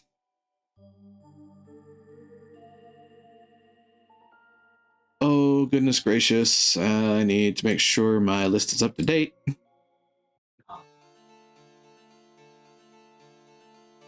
Someone's playing golf with your friends. I mean, I suppose that's an evergreen game. As long as you have friends to golf with. Now drink the damn water. I don't wanna. Drink it. No. I already did. I did. Actually, you know what? Fine. Huh? There, I drank the water. Oh, my stream is very, very far behind. Say that, V. We've got folks playing Pal World. We got folks playing Resi 4. Ooh, Beep's playing Resi 4. Queen Tigress is playing Starship Troopers alongside Samurai Kitsune. Ooh. I just noticed my bitrate's being weird right now. I should probably find a person to set us off to quickly. Indeed. Trickster's playing Lethal Company. Adi's playing The Witcher 3. Demi's playing playing Harvester. You know what? How long has Trickster been playing? And let's look at the Go Beyond list right quick. Well, Trickster's been going on for under an hour. I can certainly send a Trickster.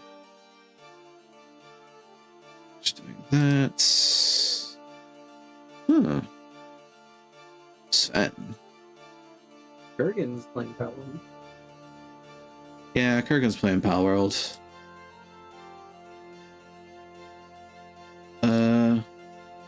Yeah, I think we're gonna go to Trickster playing Lethal Company. Oh god.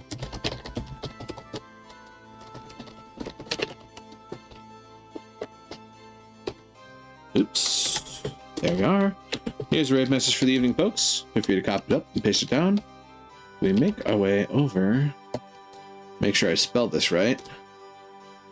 Mystery Trickster. It appears everything is in order. Yes. That appears to be what I'm looking for. All right. Well, the doors are open. The portal is shining in the distance. And I'll say to you all once more, be you denizens, be you hunters, be you visitors, thank you all once again for joining me here in Daemona Marina. Let's go greet another, shall we? Take care out there. Try to be a light in the darkness when you can be.